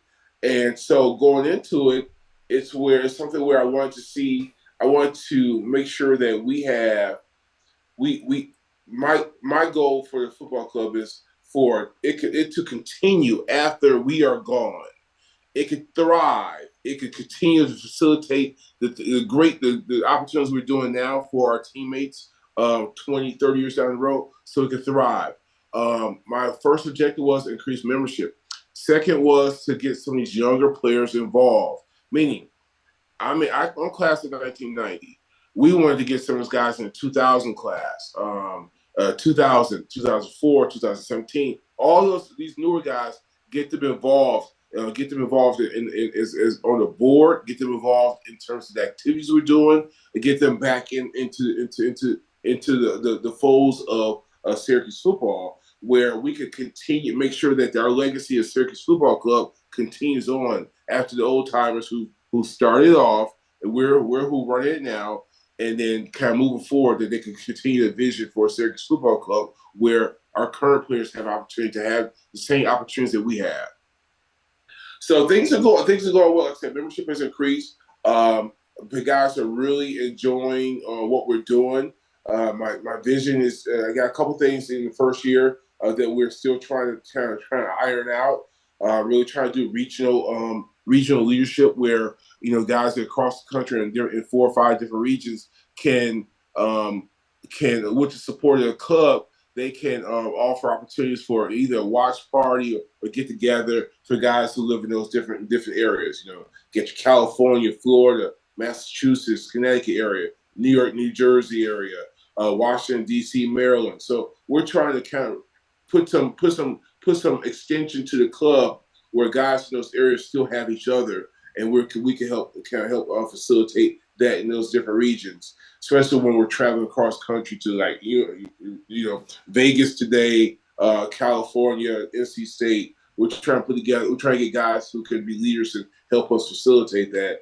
That's one. And then our other big initiative is I've been in conversations with Coach Fran because we truly think that these current players need our help, our support, our support. There, for games, our support for NIL, also our support for these young people who are going to be leaving the program soon, and that they need mentorship in terms of once football stops, what happens to life, and that's huge, and that's a big initiative that the club is actually. We have a program prepared. Coach Fran has asked Dion Maddox to kind of be the liaison, so we can have conversations, so we can work on this plan together. And once we get the plan together, we're gonna kind of roll it out to get these juniors and seniors connected with Syracuse Football Club alumni across the country to have that mentorship, also have connections after football. So when football stops, that degree continues working for them, and they have connections and understand and learn how to make those connections in the real world. In that, that engagement of the younger alumni with guys that have, like you said, have been in this Syracuse Football Club for so many years. Do you feel that the reaching out to the younger alumni is working? Do you feel like that engagement is good, and just what your takeaways have been from that? Yeah, it is. Like Jake Flaherty, he's my vice president. He's one of the officers of vice president. And Jake, I always forget his year. I think he's like 2007, I believe. He's one of the younger guys. Eric Anthony, he's our treasurer. He's around 2013, I believe. So these guys are younger players, and they have connections, and they've been making calls there. We all have our text groups, but they've been making the calls, been texting groups, communicating out, and we've been seeing those guys show up. I got Eric Anthony. He has a bunch of his teammates out here for UNLV. If I'm correct, I think Dungy might be coming out here to the game. So we have some guys who are coming back, and membership that even though they may not be able to show up to some of the events, we know they're supporting us wholeheartedly, and we can always reach out to them when we need them. Yeah, and I think that's huge, and I love the fact that there is this drive to do it, and I feel like ever since you told me about it, you've been going full tilt on this thing, and it's a part of your daily life. You're out in Vegas. Is there anything special that you're doing in Vegas? Is there a reason why you wanted to make sure you were out there for this game against UNLV? Not really. It was, a chance for, me to this probably, I had thought about earlier in the year about traveling to California or Vegas. And, I was out here early this summer with some close friends of mine, and I said, go back out to Vegas. I enjoyed parts of Vegas, and, we thought we'll be able to, have a nice interaction here. Vegas, California, we got guys who live in Vegas who are a little bit younger than I am, but we're really close. So if they come out here and hang out, so no real reason why I'm here, but I just while I'm here, I know we got a lot of guys coming from California, down from California. That's right, this way. You got guys who live here. You got Brian Trent, Wilkie Brazil, who lives in Vegas. Sean Garrity, those guys who we're all close. We keep in contact.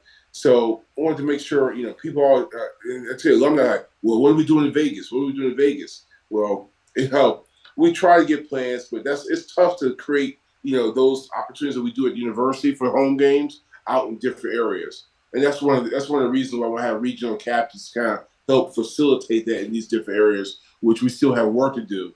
But it's, we're having a good time. We got the university had a tailgate today, so a lot of guys signed up for the tailgate that the university has going on at the lot at the Allegiant Stadium. So we've got a lot of guys who are doing different pockets of get-togethers around Vegas where we're kind of connecting here and there. So I can't tell you much more of that because what happens in Vegas stays in Vegas, right, Dan? It was funny that you said that because I was thinking it exactly when you said it. So, excited for this opportunity. Syracuse at UNLV. The game is tonight here on Friday, October 4th, 9 p.m. Eastern Time and 6 p.m. Pacific. Final notes, Turnell. We've talked a lot about a lot of different things. Anything that you would want us to know that maybe we didn't talk about today that you'd like to end with? Well, I think we talked about it a lot. I think I want to, if I could give a message to, we post your videos that we have. All these interviews are on our Syracuse Football Club Facebook site. We put it on our website, but I want to continue to have our guys make sure we reach out to each other, that we take care of each other. Dan, you are a man of faith as I am, and we've had those conversations before. But we have brothers who are alumni of Syracuse, our brothers who are hurting, who are hurting either physically or mentally, and we need to make sure that we have guys who I talked to so and so. I talked to so and so. His father passed away, his mother passed away. We need to continue to make sure we communicate with each other so we can continue to support each other. And I want to make sure that, if guys have that those things where they know to reach out to myself, to the emails that we send out, let us know so we can continue to touch base and make sure that we know our brother's not out there alone. Not out there alone. They always have us, each other, no matter where you are. We as men, sometimes we tend to keep things to ourselves, Dan, but we as men, we have each other where it's okay, because I guarantee there's another man going through the same thing you're going through. If it's family, if it's a medical issue, or, maybe a loss of a job, there are other guys who've gone through that, and we're there to support each other. In fact, I talked to a couple of guys last weekend, and they said that, Turnell, if you need to have someone to talk to me, blah, blah, reach out, let me know, put me in connection. That's what I'm about connections. And I will tell you this, you talked about me being the president. Well, we have a good team. It's a good team. Our board is I tell you, it's no more the care that they have for our program, our alumni is through the roof. They're looking out for each other. We have a good team, and we're going to we're making some changes and building to our team where we got guys who work towards the goals and mission and vision of the club is going to only strengthen it as we move forward. So, that's kind of what's happening. Make sure we look out for each other. We are players helping players, and I encourage you guys, listen, keep in contact with us, keep in contact with each other, and making sure that we continue to take care of each other as a brother. And Dan, thank you for the platform that you always give to us to learn from us, but also to spread the word. So we appreciate you, brother.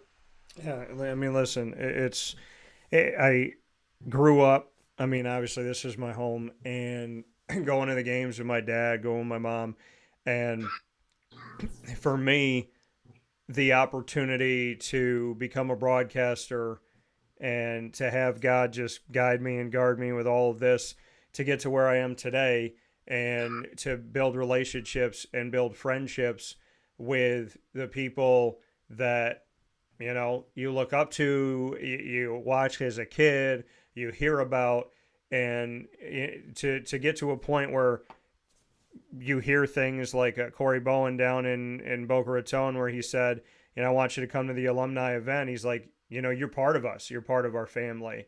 And, that little kid growing up in Syracuse, coming to the games, loving Syracuse my whole life, to show up at a tailgate and to see you and Blake Bednarz and to see Rob and Chris McKenzie and Julian Wiggum, and just be like walking around shaking hands and talking to people, and to have, people that to me are like larger than life, treat you like a brother, treat you like family.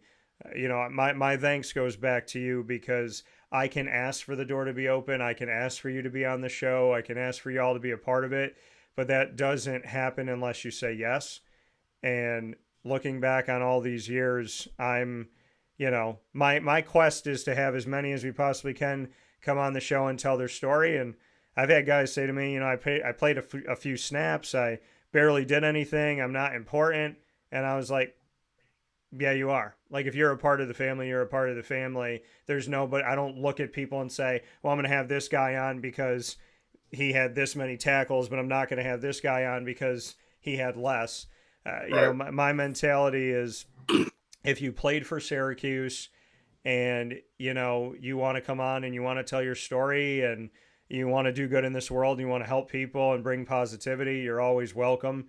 And, you know, so, I mean, your thanks I appreciate, but, you know, none of this comes on my show without people like yourself being open to talking with me and, you know, those bridges being opportunities where that bridge is open. And so I want to thank you, and I want to thank all the alumni for helping this little kid to live far beyond his dreams, to call the people that represented his hometown his friends. You know, I'm completely blessed every single day, and kind of just living in this reality to me that seems better than a dream. So yeah, I want to thank you all because you make it fun for me, and I really can't say enough words on the fact that, like, how cool is that a kid that grew up watching Syracuse is now, like, you know, I can call my mom and dad and be like, yeah, I was just hanging out with Turnell, and oh, who's Turnell? Oh, he played on the team from this year to this year, and we did this and that, and like he calls me brother, and we're like family, and we just hang out and we talk with each other. We're just sitting there eating hamburgers, having a great time. Like, I think those stories are the stories that mean the most to my parents, of like, you're becoming friends with the people that like you growing up as a kid would have just been happy if they shook your hand. So thank you for that. Yeah. And then we need to get together, got some guys who want you to get interviewed, because we still need, like, we're archiving these stories that you're doing, and you're doing a great job. But we got a couple guys that I think probably need to get in your queue. So we'll follow up on that. Okay, Dan? Yeah, we definitely will, and I'm looking forward to it. Turnell Sims, president of the Syracuse Orange Football Club, and out in Vegas today. Stay safe, have fun, and I'll look forward to talking with you soon. Turnell, thanks for everything. All right, take care. Take care, Dan. See you. That coming from Turnell Sims here on Wake Up Call with Dan Tortora, where sports truly meets that thing called life. We're going to take our final step aside. We got a bunch of messages here from our fantastic companies that I'm blessed to work with, and we'll round out the show after this. Here's a message from Renee from Bryan's Landing, located on 6523 East Seneca Turnpike in Jamesville, New York. Open Tuesdays and Wednesdays for dinner, Thursday through Saturday for lunch and dinner, and Sundays for brunch. It's a lot like the way that my mom and dad ran their restaurant. We have put in place a lot of people that are family to us, very similar to how my dad hired people that were family to him. And then the tradition I'm carrying on is a lot of the items that are on our menu are my dad's. And he taught our chefs how to recreate his dishes. So I think that Tommy McNerney, who our executive chef is, to him it is an art. And I think that when he does create a dish, it's not just about making the food taste delicious, which is definitely our priority, but it's an art to him, and it's almost like his canvas on a plate where he just wants the colors to look great, and people love it because he takes pride in that. And Bryan and I appreciate that. We want it to obviously look good and taste good. I will tell you, when we opened up, it was 6 weeks before COVID. And what was amazing was the community, our friends and family stepped up, and everybody did takeout. Everybody supported us. Our hearts were just so filled. So to Bryan and I, obviously our friends come all the time, and we just have repeat customers in Jamesville, and I think people going to our previous restaurant in Green Lakes are making the trip to come to Bryan's Landing to support us. And I mean, I think we have great food and a great atmosphere. So it's very, very important to us. Head to Bryan's Landing, located on 6523 East Seneca Turnpike in Jamesville, New York, where memories have become recipes that are now meals to share with you. Tuesdays and Wednesdays for dinner, Thursday through Saturday for lunch and dinner, and on Sundays for brunch. And be sure to come out for live music Friday, Saturday, and Sunday.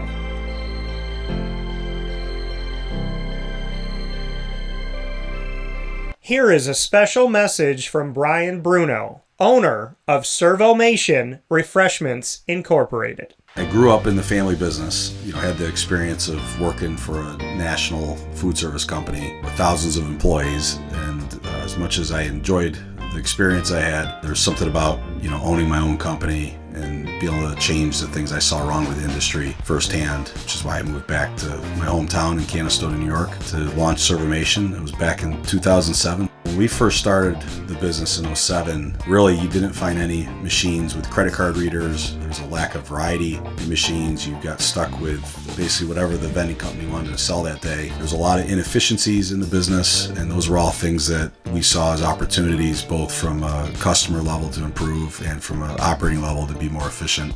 We've really been at the forefront of introducing retail technology into our space. We were doing self-checkout back in 2009 before it really became a national phenomenon. The whole point of it isn't to just improve the customer experience. It's to make it feel more like a retail environment where people don't have to be afraid of what they're buying behind glass. They don't have to be afraid of not being able to see the ingredients of the packages. It was an easy transaction from that standpoint.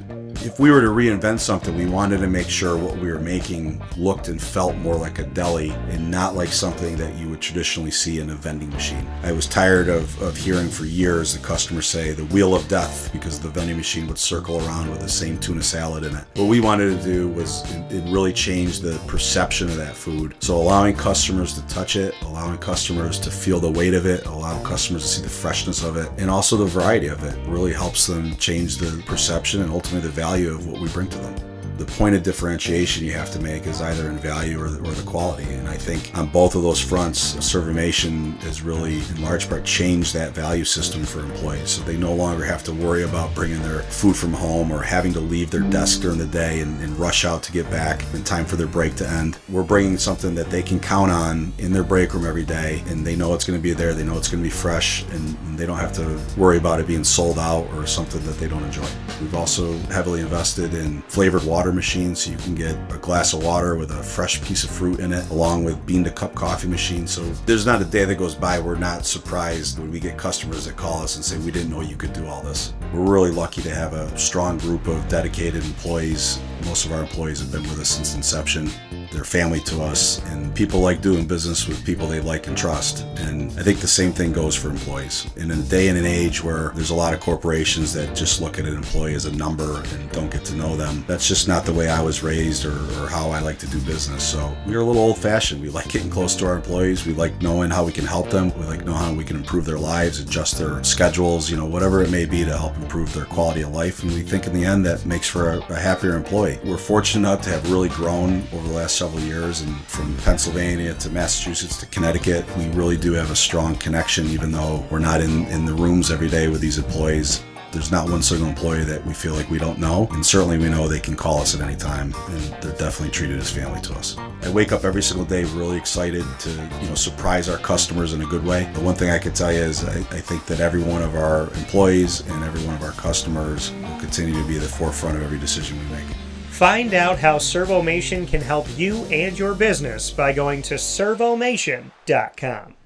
Here is a message from Fire Pit Barbecue and Saloon, located on 264 New York Route 48 in Fulton, New York. The aroma from the fire pit itself, you can smell it, and it just makes you want to come in and get the food. I feel like when you walk in the door, it's just very welcoming, from the employees to the atmosphere. We make it fresh every day, full of flavor, and you can get it plain and still has so much flavor, or you can choose from one of our many sauces. So you can get the same plate at the table, but each person can have a different flavor to it. When I first walked in, before the place was even open, I came in and talked to the manager, and she just made me feel like, just feels really comfortable, feels like a family. We work as a team, we work together. We do bands on the weekends, Friday, Saturday nights. We are doing trivia on Tuesday nights. Monday night, we're going to be doing some karaoke. So there's a lot of different things for kind of everybody. Once a month, Dan Tortora is going to be in here hosting his show with special guests from the sports community. Stop on down to Fire Pit Barbecue and Saloon. We are open 7 days a week, located at 264 New York Route 48 in Fulton. We also offer catering. Feel free to give us a call, 315-402-2004.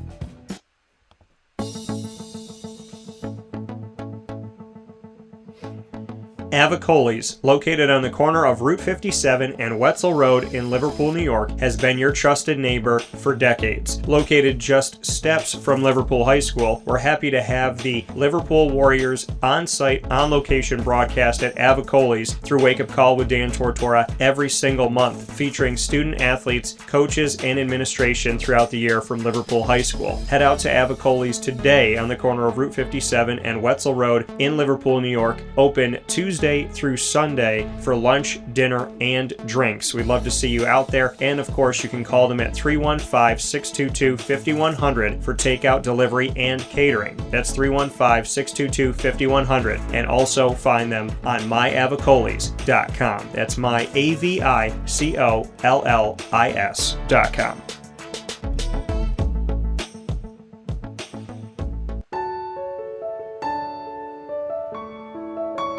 Having peace of mind when you're out of town that your furry-loving friend is safe and sound means taking them to Canine Kampground, because we all know that when it comes to the love of our pets, it goes well beyond the call of duty to make sure they're safe and sound. Right, Lily?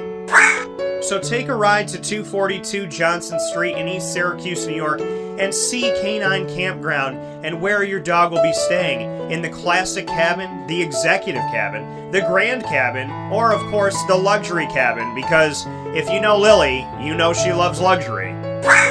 Now you don't have to wait to the last minute to find a family member or a friend that'll take your dog for a few days. Call Canine Kampground at 315-299-4013. That's 315-299-4013. Their drop-off and pickup times are Monday through Sunday. Check K9Kampground.com for more information. That's the letter K, the number 9, and Kampground spelled with a K.com. K9Kampground.com. When you're going out of town, bring your dog to Canine Kampground. Carvel DeWitt, it's what happy tastes like. Do you know why? Because we make ice cream. Creamy, rich, flavorful ice cream. Not yogurt or iced milk like some of our competitors. Ice cream. Fresh, by hand, daily. For the calorie conscious, we have something new for you. Our new Carvelite. Same great flavor, creaminess, and texture of our regular ice cream with only 35 calories an ounce. So whether you want an ice cream cake, flying saucer, dasher, carvalanche, hard or soft ice cream, we will satisfy your craving with our fresh, handmade regular or new Carvelite ice cream. Carvel DeWitt. It's what happy tastes like. The Wildcat Sports Pub in Camillus, New York is located on 3680 Milton Avenue in the Home Depot Plaza. It is your family-friendly sports bar and restaurant. Folks, some sports bars aren't family-friendly. Some family-friendly restaurants are not sports bars. The Wildcat Sports Pub in Camillus, New York is proud to be both. It is that marriage that you've been looking for years. The Wildcat Sports Pub is your home base for your sports bar and restaurant needs, games for the kids, indoor and outdoor activities, and enough things on the menu to come back every single week and get to try something new. They're open Sundays from noon to 8 p.m., Monday through Wednesday, 11 a.m. to 11 p.m., and Thursday through Saturday from 11 a.m. to midnight. For reservations and party information, call 315-487-2222 for the Wildcat family-friendly sports pub and restaurant.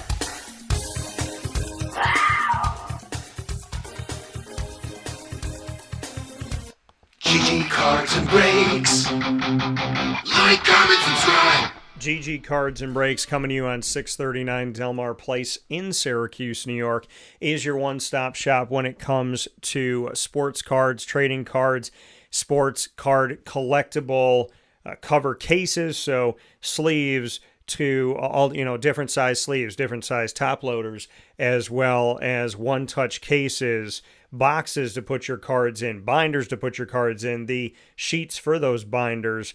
So many things at GG Cards and Breaks. It is literally the one-stop shop of you coming in, having never bought a card before, talking about your favorite team, your favorite player, finding a card, checking out the box that has your favorite team in it for MLB, NBA, and NFL, going through that, and then saying, okay, well, I found a few cards that I like that were in this box. I found a card in this case, And so you grab that card, and it's your first ever PSA graded card, and you grab some of these other cards, and you want to put them in a top loader to protect them on the way home.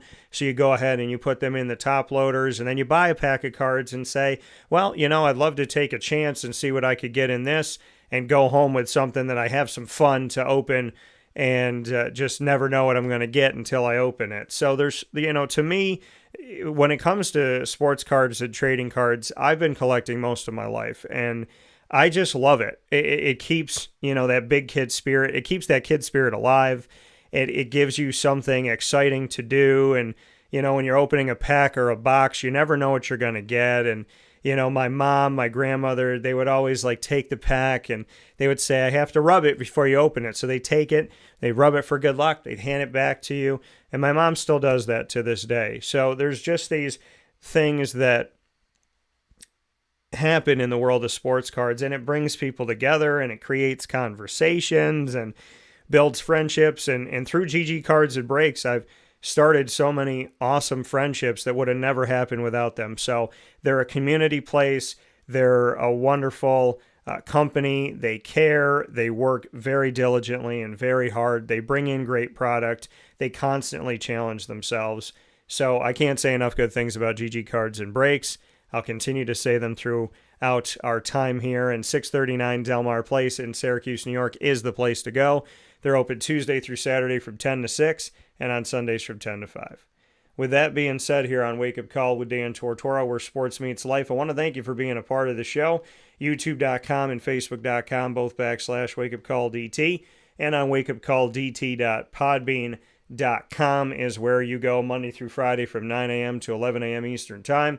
And then, of course, Amazon Music, Audible, iHeartRadio, iTunes, and Apple Podcasts, Player FM, Podbean, Podchaser.com, Podvine, Spotify, TuneIn, YouTube. Search Wake Up Call with Dan Tortora, or one word, Wake Up Call DT, and you'll find us on any one of these channels. And you can plug in your CarPlay, go to Amazon Music, for example, and type in Wake Up Call with Dan Tortora, and now all of a sudden we're playing through your car like we're literally on a local radio station down the street from you. So we come to wherever you are, and I want to thank all these companies for helping to make that possible, and God Almighty for overseeing it all. You can visit our incredible partners in Central and Upstate New York. Want to give a big time shout out to Carvel DeWitt, where I have my own sundae. You can get my sundae exclusively at Carvel's DeWitt location, and that is the DT Dolphin mint chocolate chip green ice cream for the Lemoyne Dolphins, topped off with hot fudge whipped cream and a cherry, green and gold sprinkles, and a chocolate dolphin jumping out of your whipped cream.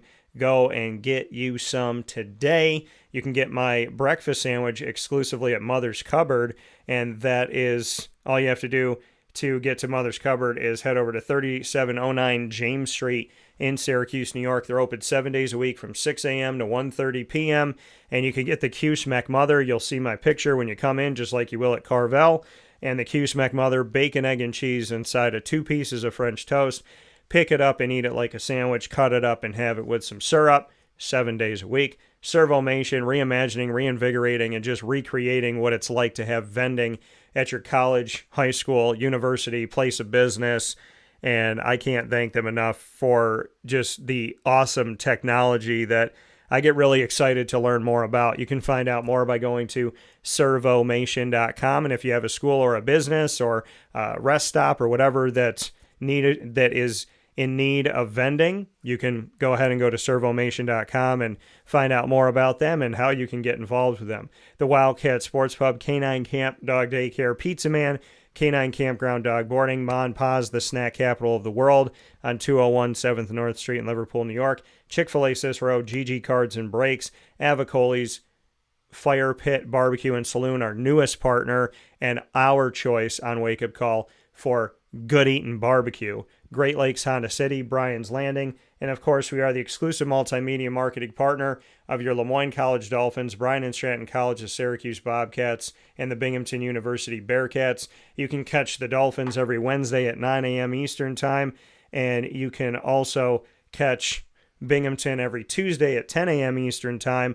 All of our wonderful teams All of our wonderful schools are on youtube.com/wakeupcalldt. Click subscribe, hit the notification bell, and you could find our Lemoyne playlist, our BSC Syracuse playlist, and our Binghamton playlist on our YouTube channel, youtube.com/wakeupcalldt. You can also find them on the homepage of wakeupcalldt.com and underneath the exclusive partners tab. For more information on Lemoyne, go to LeMoyneDolphins.com. Bryan and Stratton, go to Syracuse.bscbobcats.com.